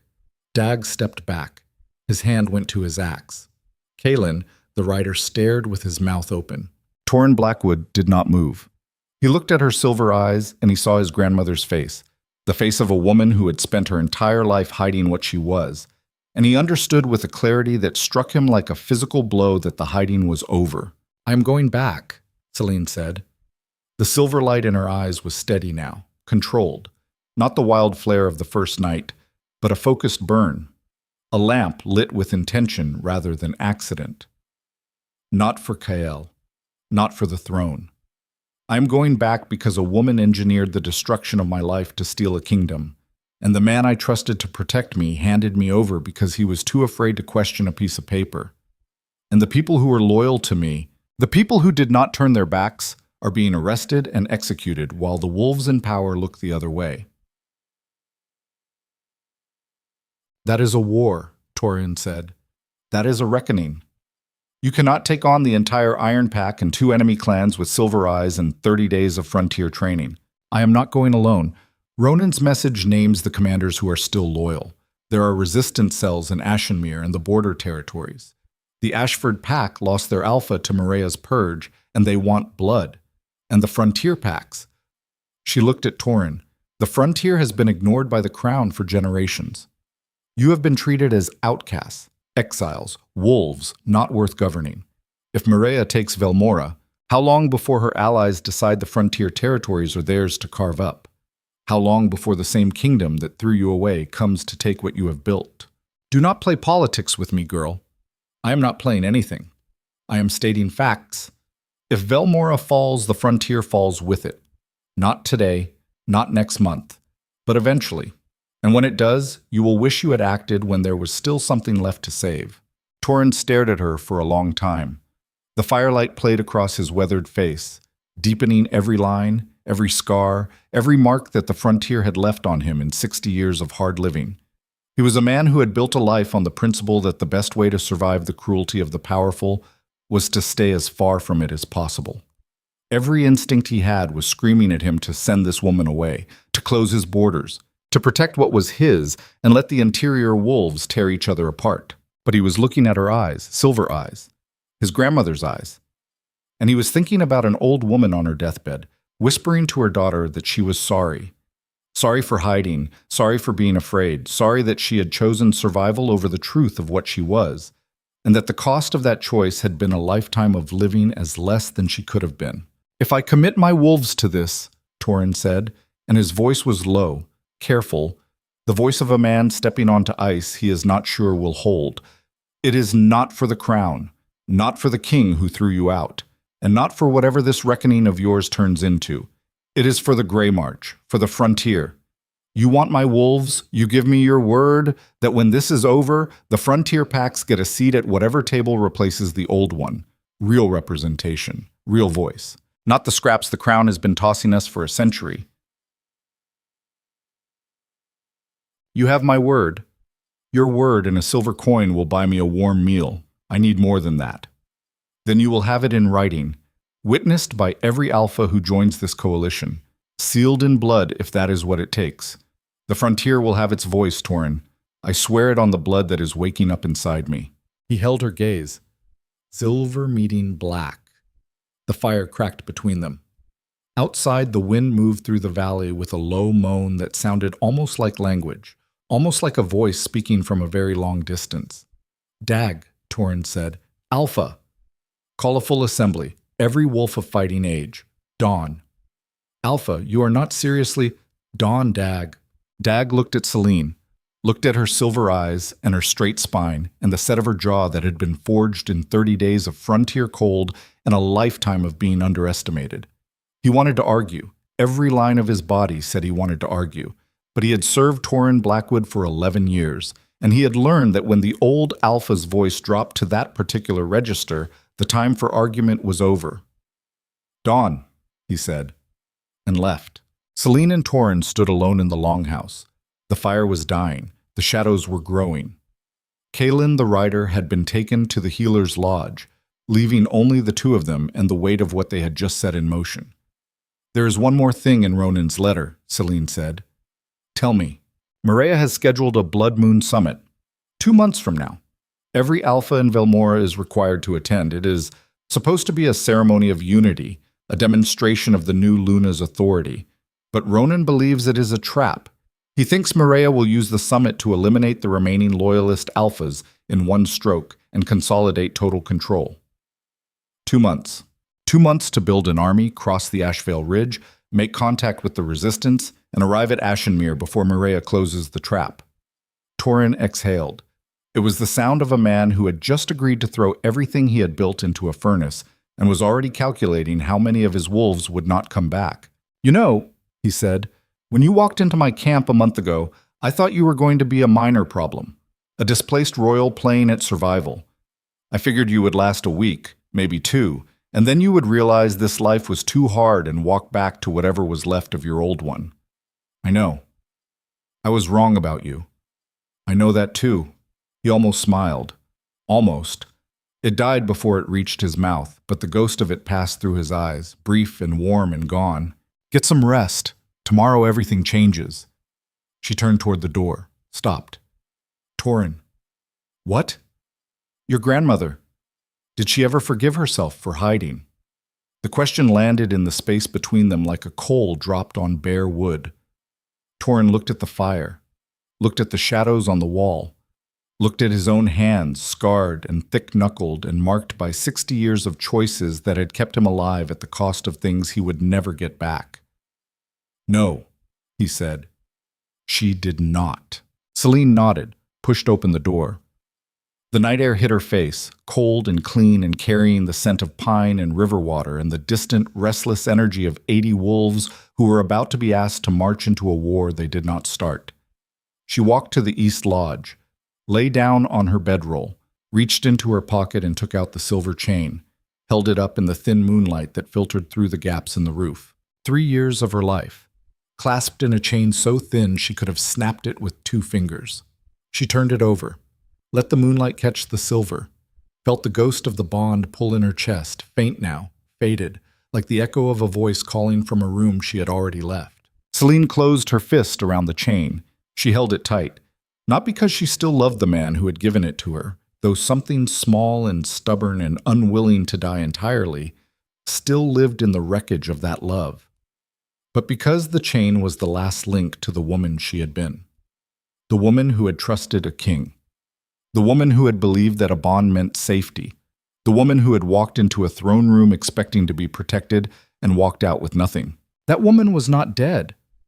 Celine had thought she was, had wanted her to be, had spent 30 days trying to burn her out of existence.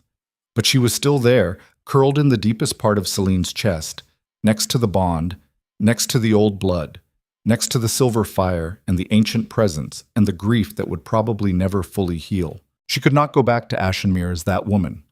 That woman would hesitate. She would look at Kael and feel the pull and wonder if there was still something worth saving. She would walk into the throne room wanting to be recognized, wanting to be validated, wanting the king to look at her and say, "I was wrong, and I'm sorry, and please come back." And that hesitation would kill her. Celine uncurled her fingers, looked at the chain one last time, then she got up, walked to the door of the lodge, and threw it into the darkness. She heard it land somewhere in the mud. A faint, metallic whisper. Then nothing. She went back to her bedroll, lay down, closed her eyes, and felt for the first time in 31 days the pull of the bond go quiet. Not gone, not severed, but quiet. The way a wound goes quiet when you finally stop touching it. Inside her, the old blood stirred. The presence behind her sternum expanded, filling the space where the bond had lived, silver and vast and ancient. And she felt her body respond to it the way the tide responds to the moon, involuntary, total, the deep cellular recognition of something that had always been part of her and was only now being allowed to exist. She was not the Luna of the Iron Throne. Not anymore. She was something older, something the kingdom had tried to destroy, something that Mireia Thorne, with all her schemes and her forged prophecies and her careful poisons, had never accounted for. And in 2 months, she was going to walk back into Ashenmere and show every wolf who had watched her leave exactly what they had thrown away. In the Moon Palace, Kael Draven sat in the dark and drank tea that tasted faintly wrong and could not remember why he had walked into this room or what he had been looking for. In the Queen's chambers, Mireia Thorne sealed a letter addressed to the Blackmere Alpha and smiled. And on the far side of the Ashvale Ridge, in a frontier settlement that no royal map had ever accurately charted, 80 wolves began sharpening their weapons for a war that would either save a kingdom or bury it. The chain lay in the mud outside the East Lodge, already half sunk, already forgotten. Celine Virel slept with silver light flickering behind her closed eyelids, and the moon hung above her like a crown she had not yet learned to wear. And the world held its breath because somewhere in the space between grief and fury and the ancient power of a bloodline that refused to die, a reckoning had been born that no prophecy, real or forged, could stop. They marched at dawn on the 3rd day. 86 wolves left the Grey March settlement in a single column that wound through the valley like a scar cut into the earth.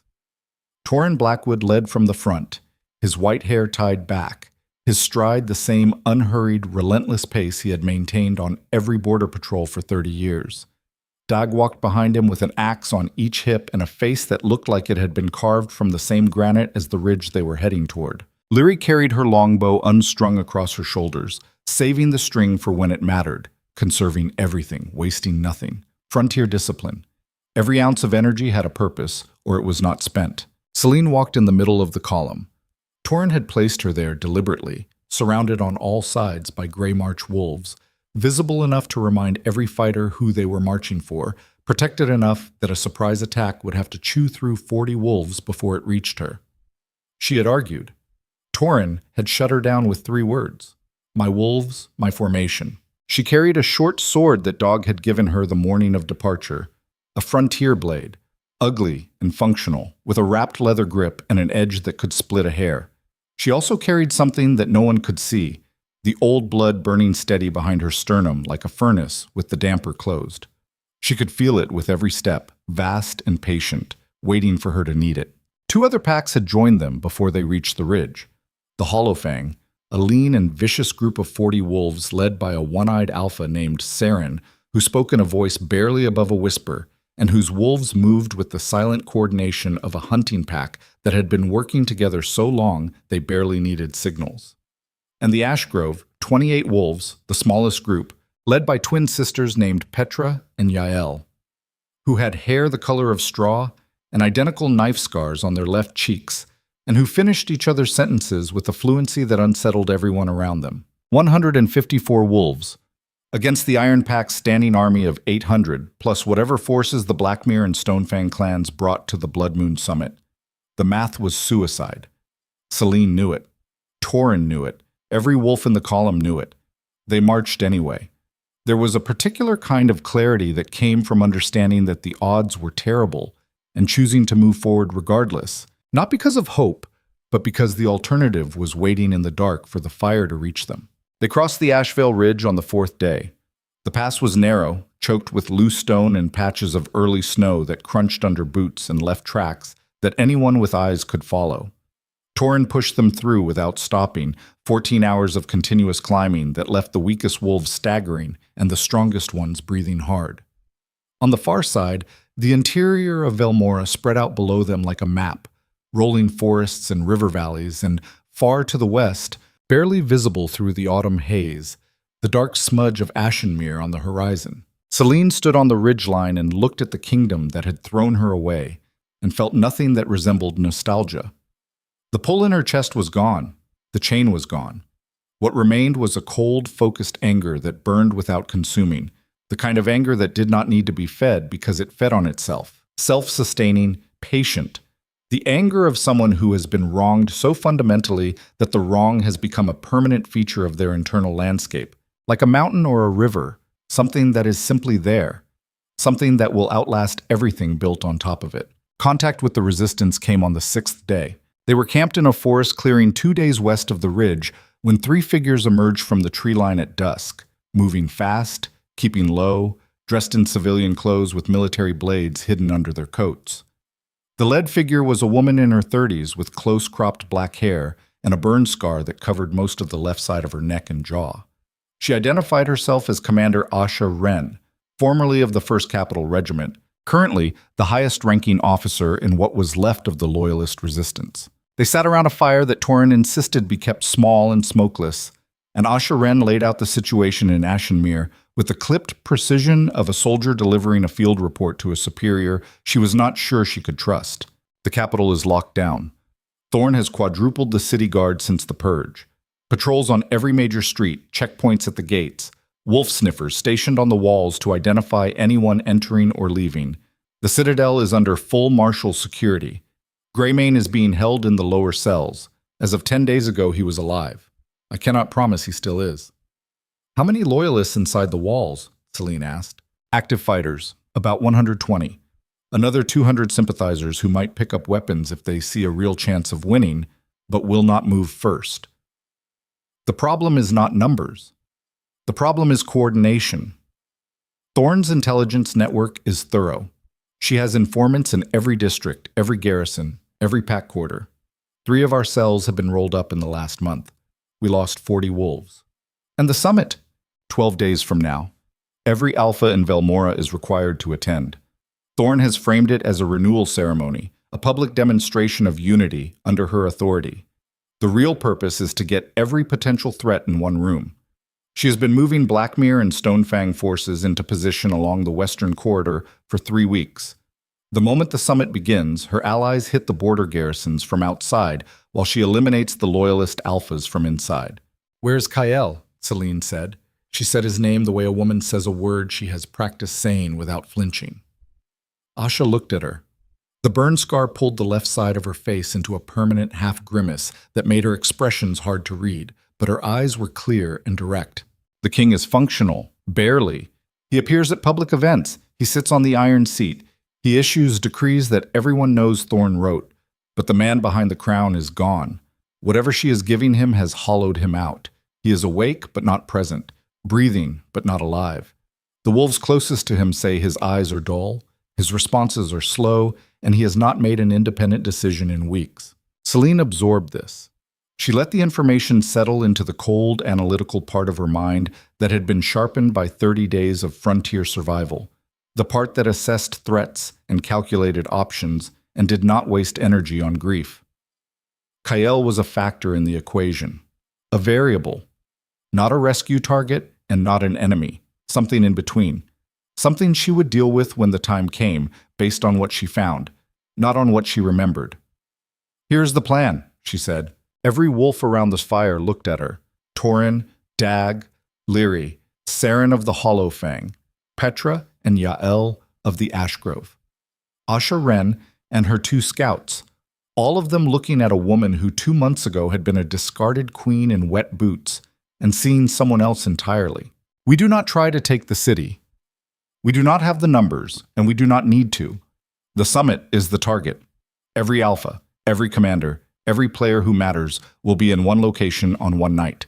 Mireia is planning to use that concentration to eliminate her enemies. We use it to eliminate her." "You want to infiltrate the summit," Asha said. "I want to walk through the front door." Silence. "The summit is held in the throne room of the Moon Palace," Celine continued. "I know that room better than anyone alive. I know every entrance, every exit, every passage behind the walls. There are service corridors that connect the kitchens to the Great Hall that are not on any official blueprint. I used them for 3 years to move between the royal chambers and the council rooms without being seen." "Thorn will have guards on every corridor," Asha said, "not the ones she does not know about.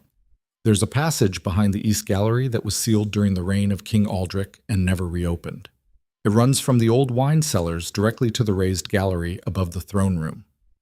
I found it by accident during my first year as Luna. I never told anyone, because it was the only place in that palace where no one could find me." She looked at Torin.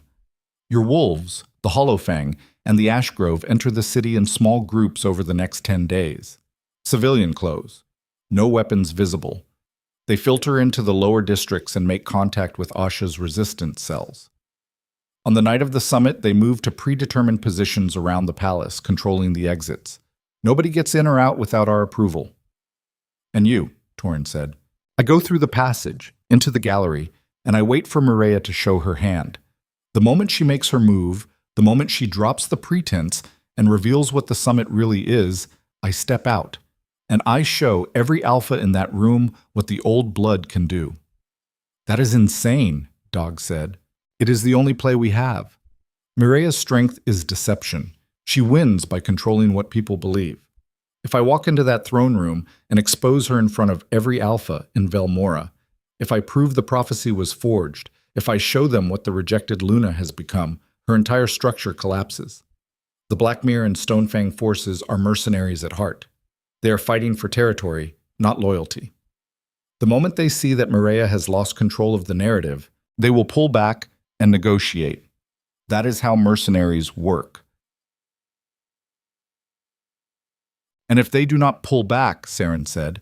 His voice was a whisper that somehow carried more weight than a shout. His one good eye fixed on Celine with the assessing calm of a predator evaluating prey. "Then we fight. And 150 frontier wolves plus 120 resistance fighters backed by whatever alphas choose our side against whatever Mireia has left. The odds are bad, but they are better than waiting." The fire cracked. The forest pressed in around them, dark and vast and indifferent. Every wolf at that fire was doing the same calculation, weighing the risk against the alternative, measuring the cost of action against the cost of inaction, trying to determine whether the woman with silver fire in her blood was leading them towards salvation or slaughter. Torin spoke. "We do it." No one argued. 11 days. Celine spent them in motion. She moved between the column and the resistance contacts like a shuttle on a loom, weaving the disparate groups into something that resembled a plan. Frontier wolves filtered into Ashenmere in pairs and threes, entering through the river gate and the south market and the dozen unofficial gaps in the city wall that every smuggler in Velmora knew about, and the city guard pretended did not exist. Asha's cells absorbed them, providing safe houses, civilian clothes, and local knowledge. Weapons were cached in basements and attics, and false bottom carts throughout the lower city. Celine did not sleep. She could not. The old blood would not let her. It burned behind her sternum around the clock now. A constant low fire that sharpened her senses to an almost painful degree. She could hear conversations from 200 yards. She could smell the fear on a nervous wolf from across a crowded room. Her eyes shifted to silver without warning, sometimes for seconds, sometimes for minutes. And each time the power surged through her with a force that was becoming harder to contain. On the 9th night, camped alone in a barn 3 miles from the city walls, she opened her hands and let the silver fire flow. It came fast and fierce, a torrent of moonlight that poured from her palms and filled the barn with a light so bright it threw shadows through the cracks in the walls. She shaped it, focused it, pulled it into tight, controlled streams that scorched the air and left the taste of ozone on her tongue.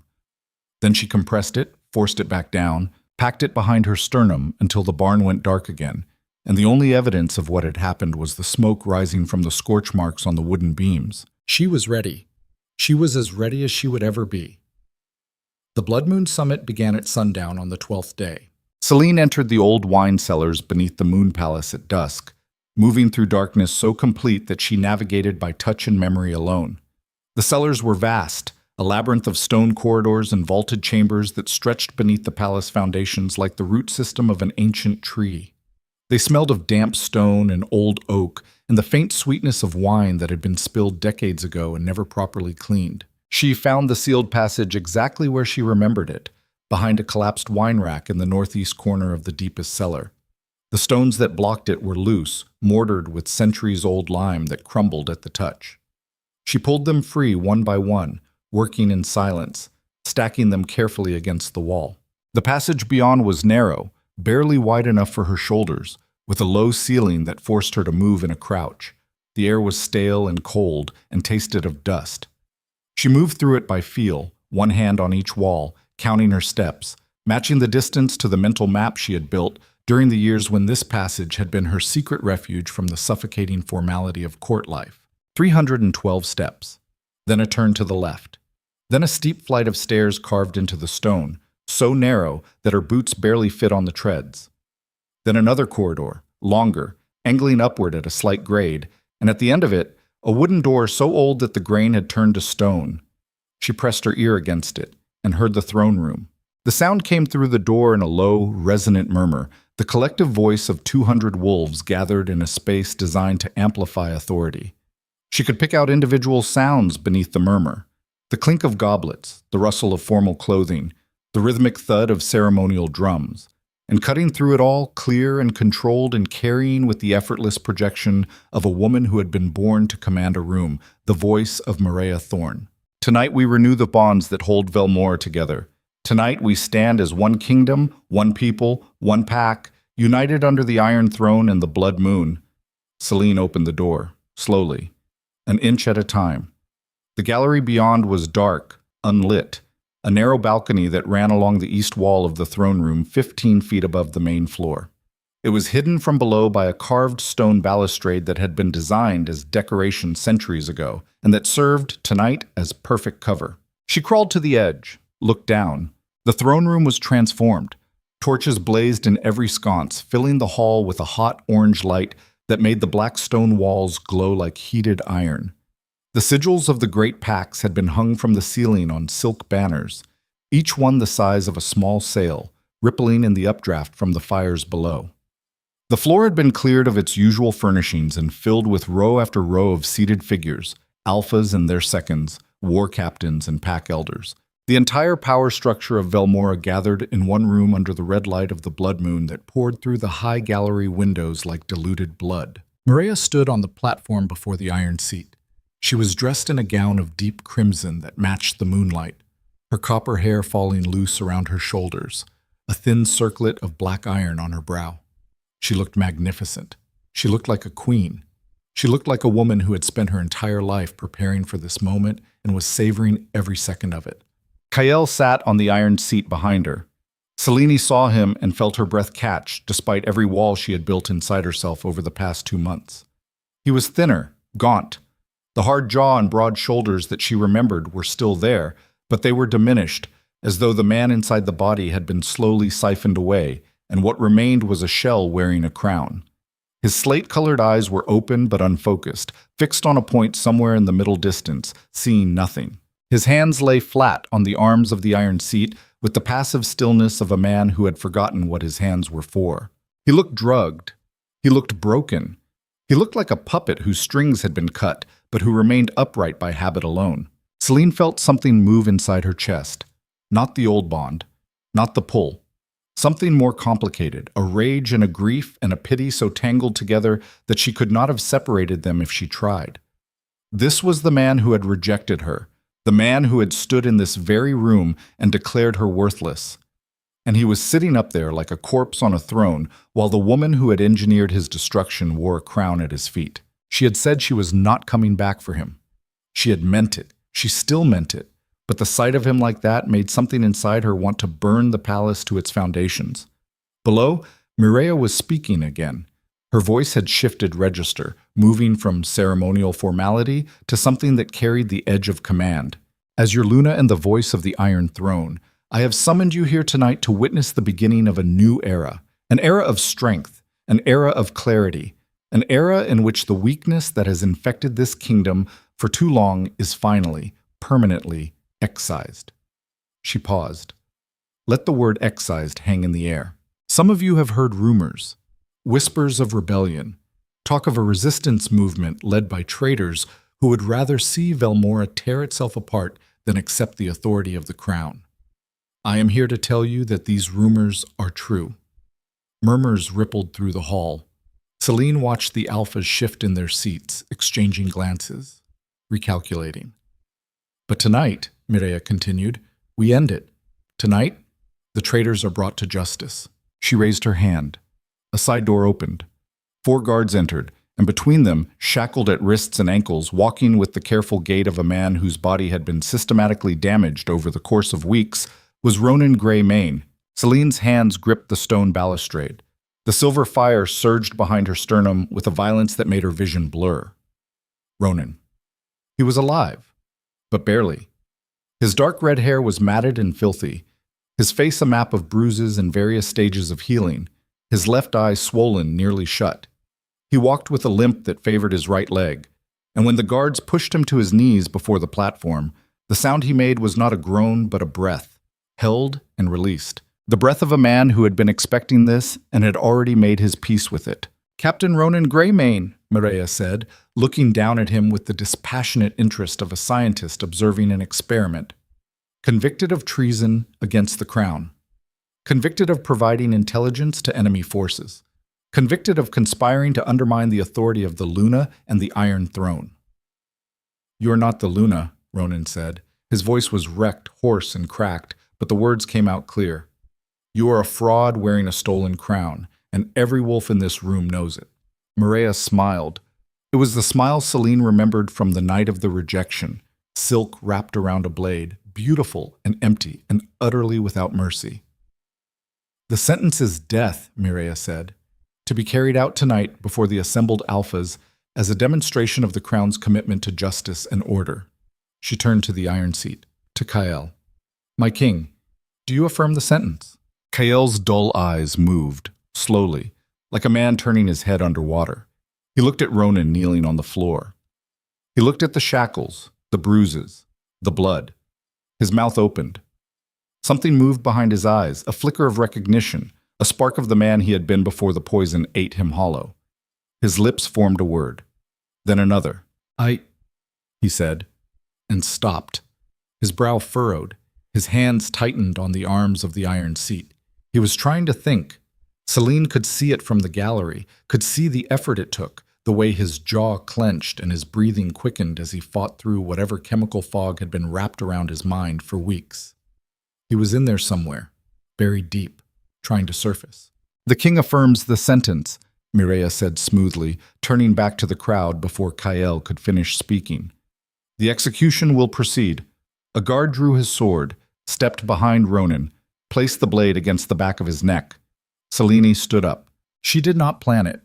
There was no decision, no calculation, no strategic analysis of optimal timing. 1 second she was crouched behind the balustrade, and the next she was standing in the gallery with her hands at her sides and the silver fire igniting behind her eyes with a force that turned the air around her white. Every wolf in the throne room felt it. The same concussive pulse that had rocked the Grey March settlement 2 months ago, but stronger, focused, aimed downward into the hall like a shockwave from a detonation. Wolves stumbled, goblets shattered. The ceremonial drums toppled from their stands and rolled across the stone floor with a hollow boom. And then they saw her. Standing in the gallery above them, silhouetted against the red moonlight pouring through the windows, her eyes twin points of silver fire, her dark hair loose around her face, her body outlined in a corona of white light that pulsed in time with her heartbeat. Not the woman who had walked out of this room 2 months ago. Not the queen they had discarded. Something else. Something older. Something that the oldest wolves in the room recognized in their blood and their bones. Because the stories their grandmothers had told them were not stories at all. The throne room went silent. 200 wolves, the most powerful alphas in Velmora, stared up at the gallery with expressions that ranged from shock to terror to a kind of primal, involuntary awe that no amount of political conditioning could suppress. Mireya's face drained of color. For the first time since Selene had known her, for the first time in her entire carefully constructed life, Mireya Thorne looked afraid. "The Luna," someone whispered. Then louder, from somewhere in the back of the hall, with a reverence that bordered on desperation. "The Luna." Selene looked down at them. She looked at the alphas in their seats. She looked at the guards with their drawn swords. She looked at Ronan on his knees with a blade against his neck. She looked at Kyle on the iron seat, and for 1 second, one terrible, crystalline second, his eyes cleared. The fog lifted. The drug lost its grip. And he saw her. He saw her the way he had seen her on the night of their bonding 3 years ago. When the world was simple and the bond was new, and he had pressed his forehead against hers and whispered that he would burn the world before he let anyone take her from him. He saw what he had done. It broke across his face like a wave. The recognition, the horror, the understanding of exactly how thoroughly he had been manipulated and exactly what it had cost. His eyes went wide. His mouth opened. He tried to stand and could not, his body too weakened by weeks of poison to obey his will. "Selene," he said. Her name, just her name. But he said it the way a drowning man says the name of the shore. She did not answer him, not yet, not now. There would be time for that later, if there was a later. Right now there was only this moment, this room, this reckoning that had been building for 2 months and 300 years, and every generation of Lunas who had been silenced and buried and erased because the wolves in power could not tolerate a strength they did not control. Selene raised her hands. The silver fire bloomed from her palms, filling the gallery with light so intense that wolves on the floor below threw their arms across their eyes. She felt the old blood roar through her like a river breaking through a dam, vast and ancient and terrifyingly alive, and for the first time she did not fight it. She did not clench down. She did not try to contain or control or moderate. She opened the door inside herself all the way and let whatever was on the other side come flooding in. The throne room blazed white. "Mireya Thorne," Selene said, and her voice was not her voice alone. It was layered, doubled, as though something immense was speaking through her, using her throat and her tongue and her fury as instruments. "You forged a prophecy to steal a crown. You poisoned a king to keep him silent. You murdered loyal wolves to protect your lie. And you opened the gates of this kingdom to its enemies because you believed that power taken by deception was power earned." Mireya's hand moved to her side. A signal. The side doors of the throne room burst open. Armed wolves poured in, Blackmere fighters in dark leathers, Stonefang soldiers in gray mail, at least 200 of them flooding into the hall from both sides with weapons drawn and murder in their eyes. The coup. The real coup. Time to begin at the summit, hidden behind the ceremony, triggered now because Mireya had no other choice. The throne room erupted into chaos. Alphas leaped from their seats. Guards drew swords. The loyalist wolves who had been planted in the audience by Asheren threw off their civilian coats and pulled weapons from beneath their seats. The air filled with the clash of steel and the snarling of wolves shifting mid-stride and the screams of those caught between the two sides. Selene vaulted over the gallery balustrade, 15 feet to the floor. She landed in a crouch that cracked the granite beneath her boots and sent a shockwave of silver light rippling outward across the stone. Blackmere fighters who were within 10 feet of her landing point were thrown backward as if struck by a battering ram. She rose, drew the frontier blade from her hip, and moved. She fought through the chaos with a precision that was part training and part instinct, and part something that had no name, the old blood guiding her movements with a speed and a certainty that were not entirely human. She was not the best swordsman in the room. She was not the strongest wolf. But the silver fire amplified everything: reaction time, strength, awareness, the ability to sense threats before they materialized. And she cut through the Black Mirror fighters the way a hot blade cuts through wax. Ronan. She had to reach Ronan. The guard who had been holding the sword to his neck was dead, killed by the shockwave of her landing. Ronan was on the floor, still shackled, trying to roll away from the fighting. Celine reached him in 6 strides, dropped to one knee, grabbed the chains between his wrists, and sent a focused pulse of silver fire into the metal. The iron glowed white for half a second, then it shattered. Ronan looked up at her, one eye swollen shut, blood on his teeth. And despite everything, despite the weeks of torture and the broken body and the chains that had just dissolved in her hands, he smiled. "Took you long enough," he said. "Get up. Give me a weapon." She pulled a short blade from a dead Black Mirror fighter and pressed it into his hand. He took it, tested the weight, and rose to his feet with the grim, mechanical determination of a man who has decided that his body's protests are no longer relevant. They fought back to back. Ronan was slow, weakened, unable to use his full range of motion, but his technique was still there. The ingrained muscle memory of a career soldier who had been fighting since he was old enough to hold a blade. He covered Celine's flanks. She covered his. They moved through the throne room like a single organism, cutting a path toward the platform where Mireia was screaming orders at her guards, and the iron seat where Kael sat watching the destruction of his kingdom with the blank, horrified eyes of a man waking up inside a nightmare. Outside the palace, the second phase of the plan was already in motion.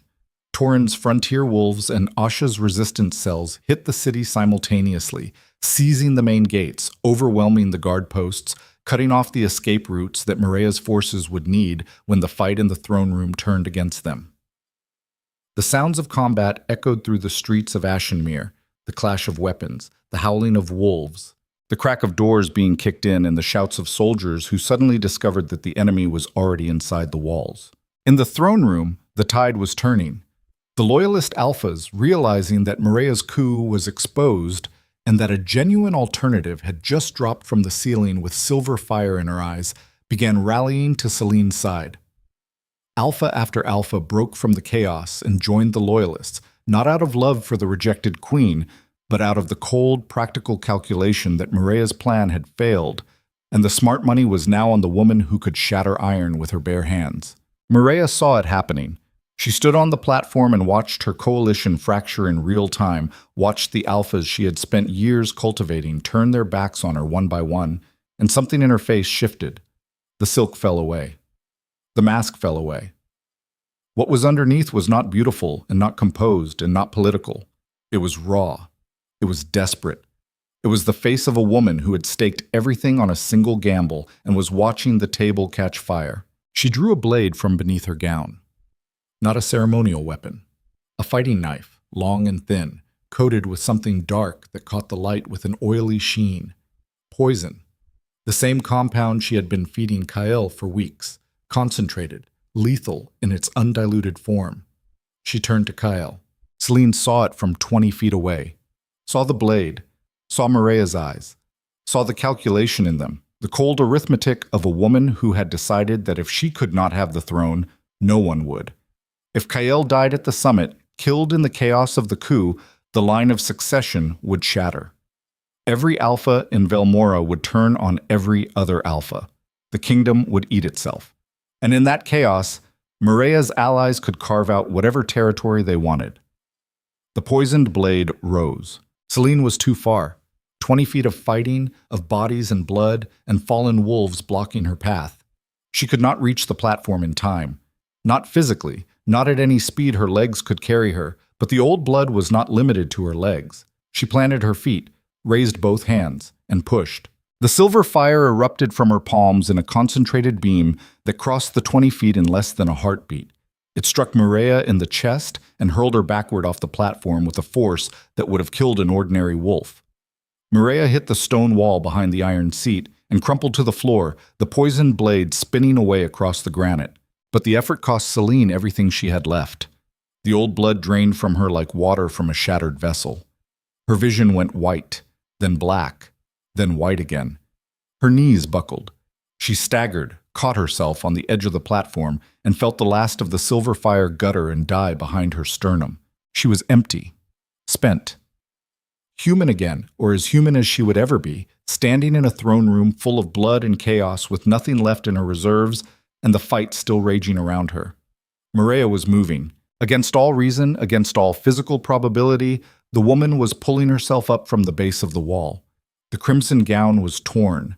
Blood ran from her nose and the corner of her mouth. Her copper hair was matted and wild. But she was standing, one hand braced against the stone, the other groping across the floor for the poisoned blade. Her fingers found it. She looked at Selani across the platform. Their eyes met. Box-colored and brown, because the silver was gone now. Burned out, exhausted, and Celine was just a woman again. A woman with a frontier blade and empty hands and no power left to call on. Maria smiled, blood on her teeth, ruin in her eyes. "You should have stayed in the frontier," she said. She lunged. Celine raised her blade. Steel met steel. The impact jarred up her arm and into her shoulder, and she felt her grip weaken, felt her body failing, felt the exhaustion of 2 months of transformation and a night of impossible violence pulling her toward a collapse she could not afford. Maria pressed forward. She was hurt, badly, but she was fighting with the feral, unhinged energy of someone who has nothing left to lose and has decided to take everything she can reach down with her. The poisoned blade slashed at Celine's throat, her ribs, her hands. Celine parried, dodged, gave ground, her boots slipping in blood, her vision narrowing to a tunnel that contained nothing except the woman in front of her and the blade that would kill her if it found its mark. She stumbled. Her back hit the iron seat. She felt the cold iron against her spine and the weight of Kael's body slumped in the throne above her, and Maria closing in with the poisoned blade raised for a killing stroke. And then a hand caught Maria's wrist. Kael. He had risen from the iron seat. Barely. His body was wrecked with poison and weeks of chemical subjugation. His face was the color of old paper. His hand shook with a tremor so violent that Celine could see it from 2 feet away. But he had risen. He had reached out. And his fingers were locked around Maria's wrist with a grip that was not strong but was absolute. The grip of a man who had found, somewhere in the ruins of his drugged and broken mind, one last act of will. "No," Kael said. One word. Barely a whisper. But it was his word, his voice, his decision, the first independent act he had committed in weeks, dragged from some depth of himself that the poison had not been able to reach. Maria stared at him. Her fox-colored eyes went wide. For 1 second, one fractured instant, she looked at the man she had spent months dismantling and saw something she had not anticipated. Not strength, not defiance. Something worse. Clarity. Kael Draven was awake. The poisoned blade trembled between them. Maria's wrist shook in Kael's grip. The throne room raged around them, steel on steel, wolves tearing at wolves, the blood moon pouring crimson light through the gallery windows and painting every surface the color of fresh wounds. And on the platform, 3 figures stood frozen in a tableau that contained the entire history of a kingdom. The king who had been deceived, the woman who had deceived him, and the Luna who had come back from the dead to burn the deception down. Celine looked at Kael. He looked at her. And in his slate-colored eyes, clear for the first time in months, she saw everything. The guilt, the horror, the understanding, the plea that he was too broken to speak and too stubborn to abandon. Maria wrenched her wrist free, spun, drove the poisoned blade toward Kael's chest. Celine moved. She did not think. Thinking was too slow. She moved on something older than thought, older than training, older than the strategic calculations that had brought her to this room. She moved on the instinct that had kept her alive in the frontier and the fire that had burned in her blood for 300 years, and the simple, irreducible fact that whatever Kael had done to her, whatever he had destroyed, she would not stand 2 feet away and watch him die. She stepped between them. The blade hit. And the throne room, the kingdom, the world itself seemed to stop breathing, because the woman who had been rejected and exiled and broken and reborn was standing on the platform of the iron seat with a poisoned blade buried in her side, and the blood moon above was turning white. The blade was cold. That was the first thing Celine registered. Not pain, not shock. Cold. A thin surgical cold that entered through the soft tissue below her ribs on the left side and spread inward with a patience that felt almost deliberate, as though the poison on the blade had its own intelligence, its own agenda, and was taking its time mapping the interior of her body before deciding what to destroy first. She looked down. The handle of Maria's knife protruded from her side at a slight angle, buried to the hilt. Her shirt was already wet.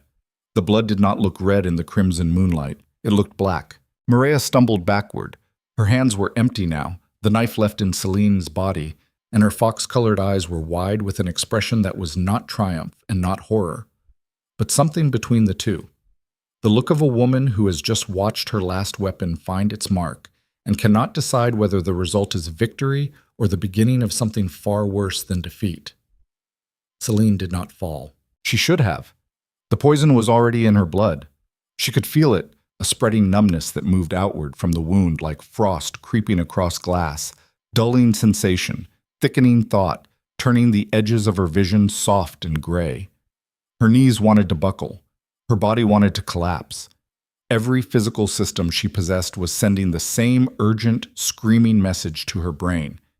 You are dying. Lie down. Stop fighting. Let it end. She did not fall. She wrapped her hand around the handle of the knife, felt the cold metal against her palm, pulled.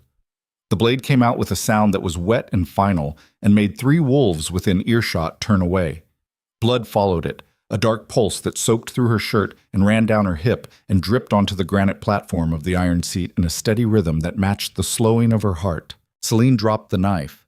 It clattered on the stone. She pressed her hand against the wound, feeling the warm slick of her own blood between her fingers, and she looked at Maria with eyes that were brown and steady and absolutely, terrifyingly calm. You missed, she said. It was a lie. The blade had not missed anything, but the words landed in the throne room like a thunderclap, and every wolf who heard them felt something shift, some fundamental recalculation of what was possible and what was not, because a woman with a poisoned blade in her side had just pulled it out and stayed standing and spoken with a voice that did not shake. Maria broke, not visibly, not with a scream or a collapse or any dramatic gesture. She simply stopped.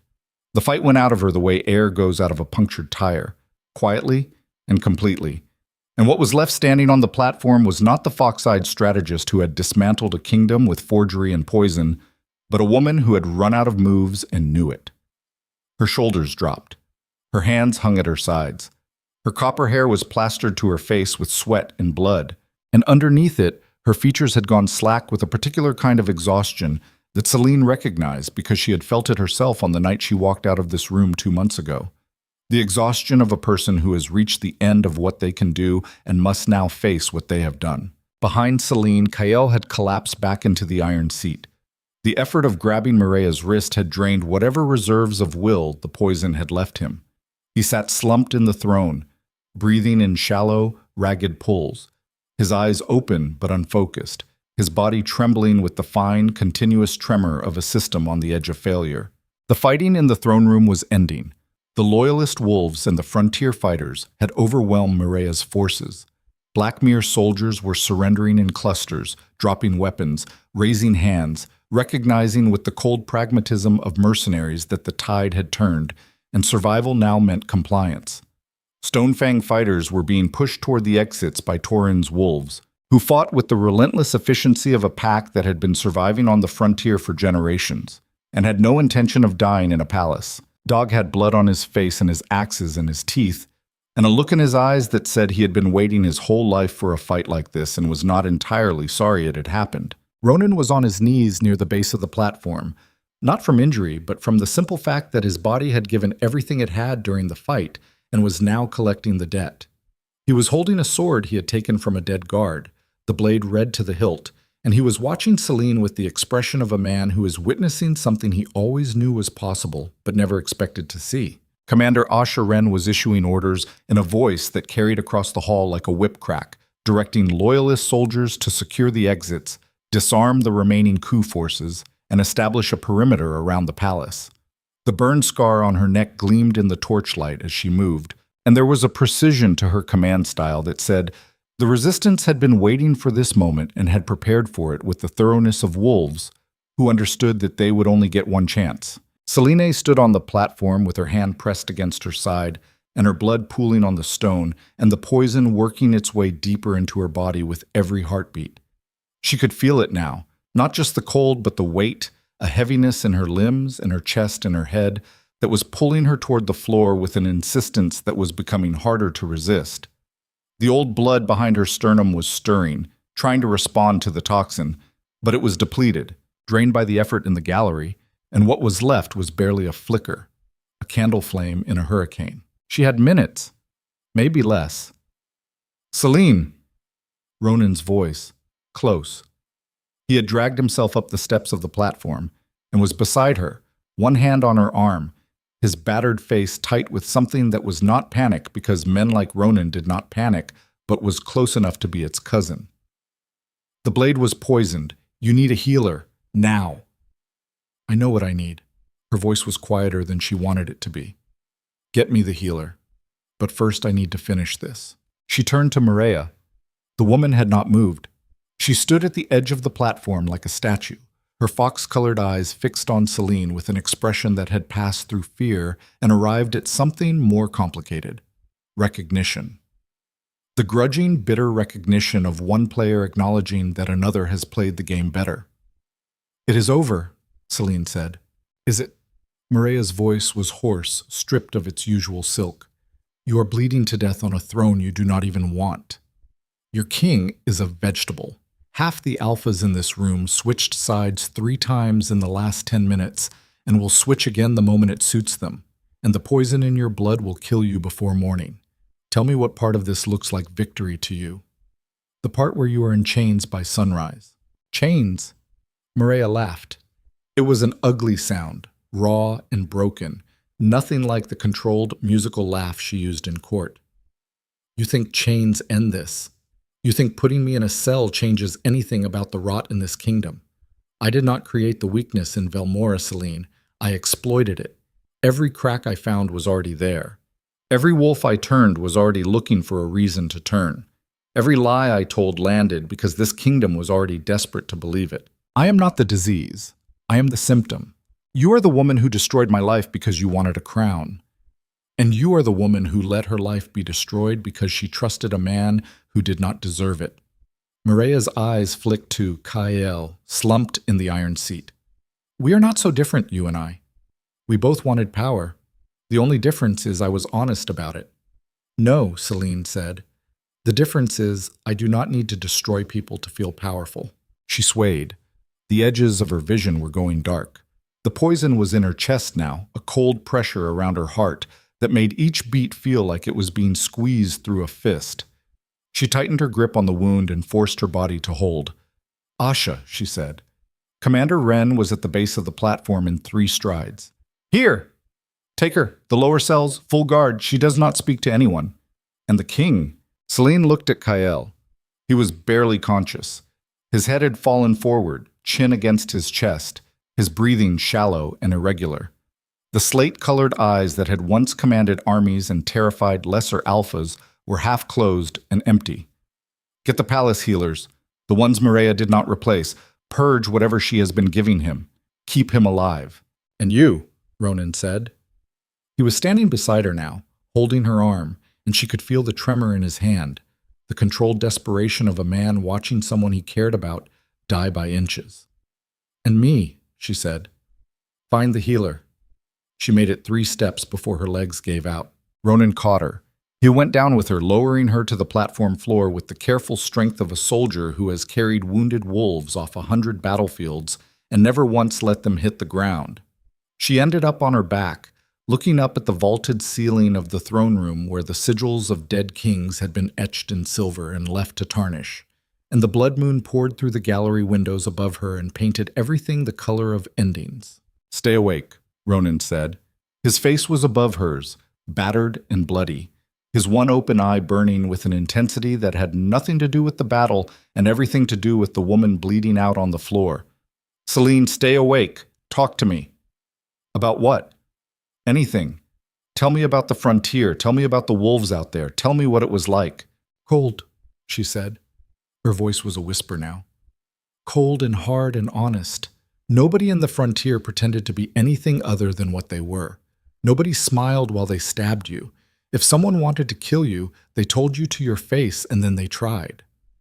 Sounds refreshing. It was. She closed her eyes. The darkness was warm and inviting, and part of her wanted to sink into it the way a tired swimmer wants to stop kicking and let the water take them. Ronan, I am here. If I do not make it, you are going to make it. If I do not, the frontier packs. Torrin Blackwood. I gave him my word that the frontier would have a seat at the table. Real representation. I need someone to keep that promise. You will keep it yourself. Ronan, I heard you. I will keep it. Now shut up and stay alive. The healers came. 2 women and an elderly man who moved with the quick, practiced efficiency of people who had been treating war wounds since before Celine was born. They worked on her right there on the platform floor, cutting away her shirt, packing the wound, applying a poultice that burned so fiercely against the poisoned tissue that Celine arched off the stone and bit through her own lip to keep from screaming. The elderly man mixed something in a clay cup, a thick, dark liquid that smelled of earth and copper, and held it to her mouth. Drink, he said. All of it. It will neutralize the toxin, but it will hurt. It hurt. It hurt the way being born probably hurts. A total systemic agony that started in her gut and radiated outward through every nerve in her body, setting fire to the numbness the poison had left behind and replacing it with a searing, all-consuming clarity that made her wish for the numbness back. She convulsed. Ronan held her shoulders. The healers held her legs. And the old blood, the last flickering remnant of it, surged in response to the antidote, silver fire. Meeting the dark chemistry of the toxin in her bloodstream and burning it away cell by cell in a process that felt like being taken apart and reassembled from the inside out. It took hours. She was aware of the time passing in fragments, the throne room clearing around her as soldiers removed the dead and the wounded. Asheren's voice issuing orders, Torrin Blackwood's heavy footsteps on the platform, pausing beside her, moving on. Dag's voice, surprisingly gentle, asking Ronan if he needed water. The blood moon tracking across the gallery windows, deepening from crimson to rust to the pale gray of pre-dawn. When the pain finally subsided, leaving behind a hollow, trembling exhaustion that went all the way to the marrow, Celine opened her eyes to find the throne room lit by the thin light of early morning filtering through the windows. The torches had burned down to stubs. The silk banners had been torn down during the fighting and lay in crumpled heaps on the floor. The granite was stained dark in places where blood had pooled and dried. Ronan was asleep beside her, sitting upright against the base of the iron seat, with his hand still resting on her arm. His battered face was slack with the particular vulnerability that sleep gives even to the hardest men, and in the gray morning light he looked 10 years older than his age. Celine sat up, slowly. Her side screamed in protest, a deep burning ache that told her the wound was closed but far from healed. She pressed her hand against it and felt the ridge of stitches beneath the bandage. The poison was gone, burned out by the antidote and the old blood's last surge. But the damage it had done lingered, a weakness in her muscles and a fog in her mind that would take days, maybe weeks, to fully clear. She stood. The throne room was empty except for a handful of guards at the doors and Ronan sleeping at her feet. The iron seat loomed above her, black and massive, the throne that had been the axis of her world for 3 years and that had then become the instrument of her destruction. She looked at it for a long time, ran her fingers along the arm where Kael had gripped as he reached for Mireia. The metal was cold. She did not sit in it. She walked. Through the great doors still hanging open from the night's violence, down the palace steps where a cold autumn wind hit her face and made her wound throb, into the courtyard where the first pale light of morning was turning the wet cobblestones silver. The city beyond the palace walls was quiet, the exhausted silence of a place that has been through a storm and is still assessing the damage. She walked to the eastern wall of the courtyard, where a stone bench sat beneath a bare oak tree that she had sat under 100 times during her years as Luna. The bench was cold and damp with morning dew. She sat down anyway, looked out over the rooftops of Ashenmere as the sky brightened from gray to pale gold, and she breathed, just breathed, in and out, slow and deliberate, feeling the air fill her lungs and the cold on her skin and the ache in her side and the emptiness behind her sternum where the old blood had burned so fiercely and was now quiet, resting, recovering, a dormant fire banked but not extinguished. She was alive. She was not sure she had expected to be. Footsteps behind her, slow, unsteady, the shuffling gait of someone whose body was not yet following orders reliably. She did not turn around. She knew who it was. She had known the sound of his footsteps for 3 years, had heard them in hallways and throne rooms and the quiet corridor outside their chambers at night when he came to bed late after council sessions that ran long.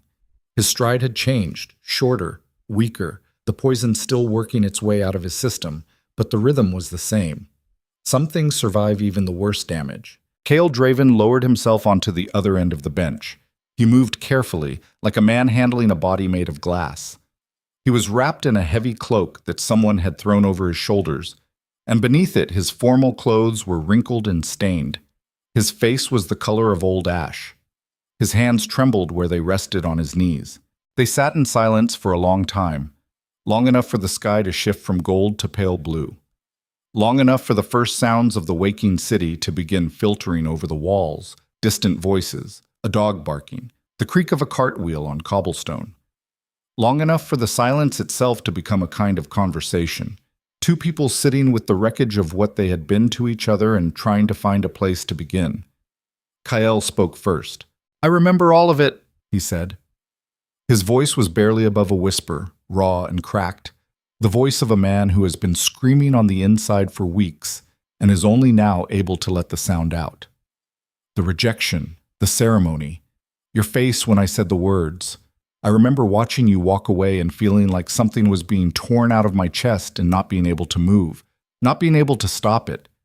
And then Mireia, the tea, the fog, weeks of fog. I was in there, Celine. I was in there the whole time, watching, screaming, trying to break through, and I could not. I could not reach the surface. Celine did not look at him. She looked at the sky. "I do not say this for forgiveness," Kyle continued.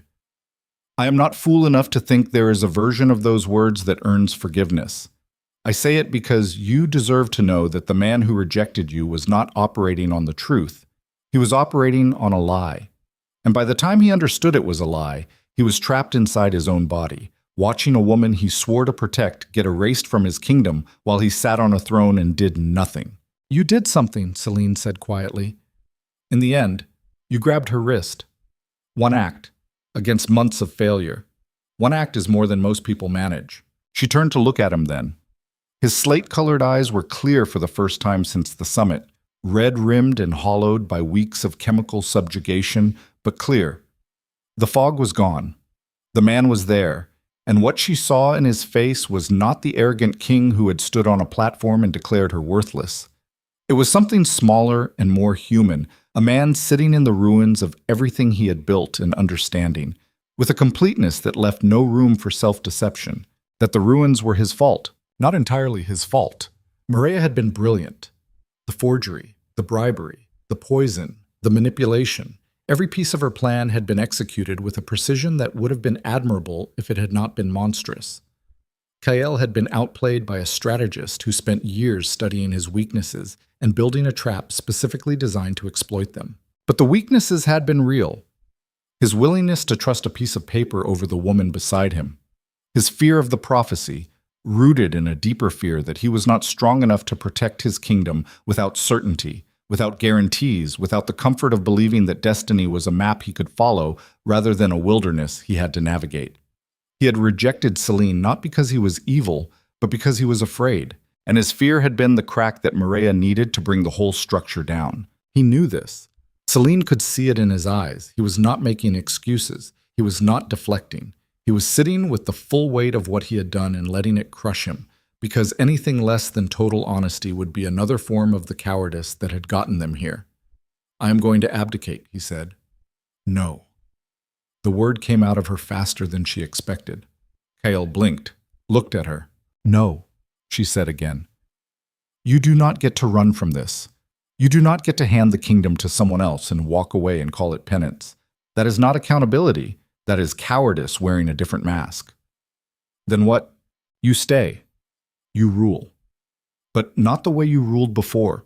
Not from the top of a platform where nobody can reach you. Not behind walls and councils and prophecies that tell you what to do, so you never have to decide for yourself. She paused. Let the words settle.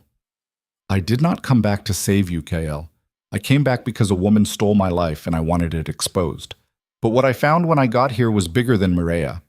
What I found was a kingdom that has been broken for generations, built on fear and bloodlines, and the idea that power flows downward from one man on a throne and everyone else just takes what they are given. And you want to change that. I already have. The frontier packs marched into the city tonight and fought beside your loyalists. Exiles and outcasts and wolves, you never gave a second thought to bled on your palace floor to save a kingdom that threw them away. They did not do it for you. They did it because I gave them my word that when this was over, the world would be different, that there would be a seat at the table for every pack, not just the ones with the right bloodline or the right connections. A seat at the table, Kael repeated. A council, real representation from every territory, including the frontier. No more absolute rule. No more decisions made by one man in a room full of wolves who are too afraid to disagree with him. Kael was quiet for a long time. The morning light was strengthening, casting long shadows across the courtyard, turning the wet cobblestones from silver to gold. Somewhere in the city, a bell was ringing, slow and steady, marking the hour. You are asking me to give up half my power, he said. I am telling you that the power you had nearly destroyed everything. Your father ruled the same way, and his father before him. Absolute authority, unquestioned dominion, and every generation produced the same result.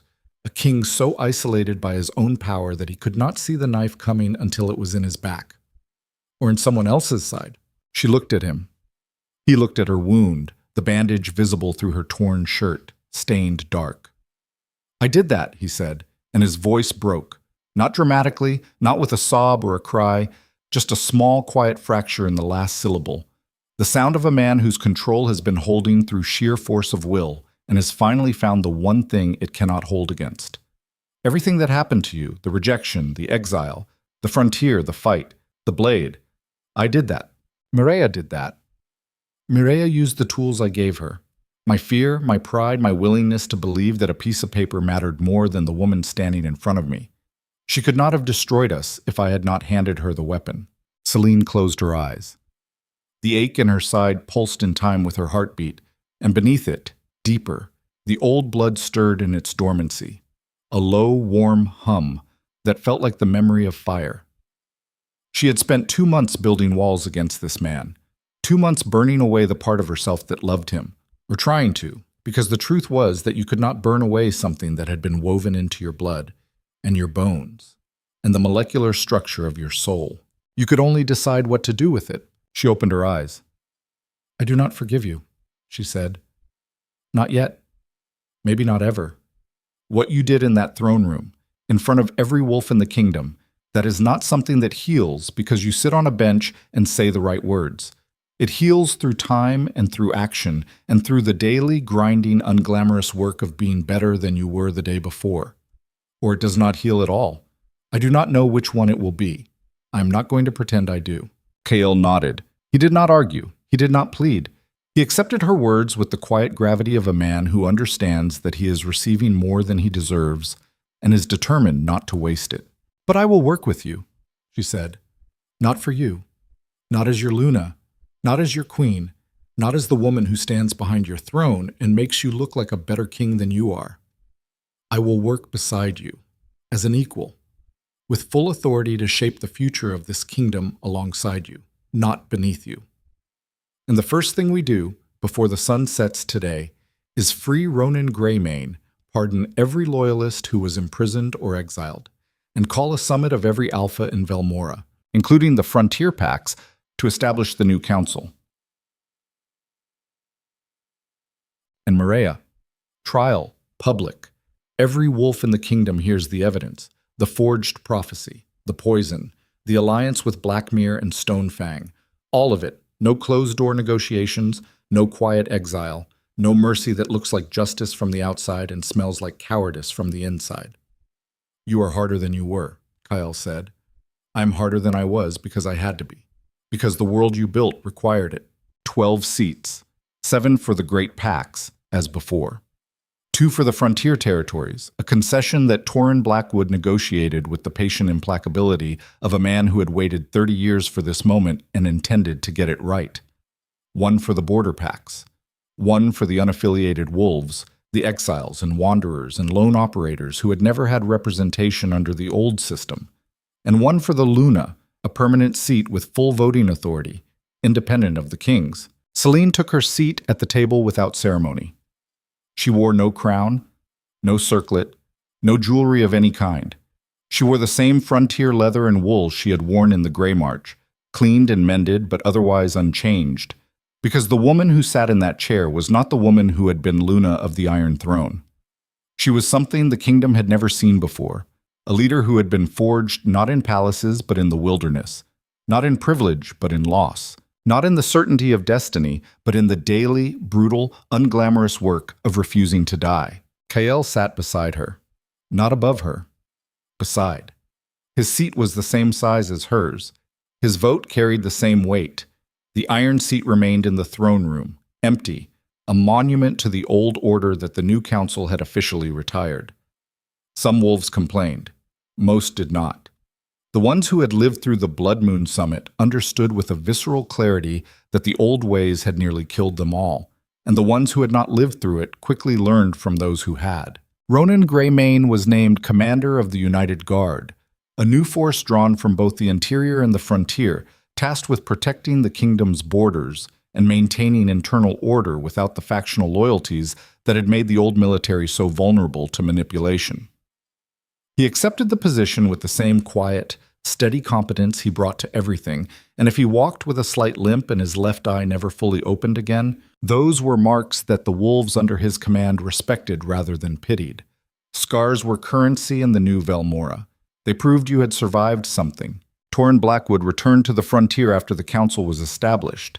He had no interest in palace life and said so with a bluntness that made several of the interior alphas uncomfortable and made Celine smile for the first time in weeks.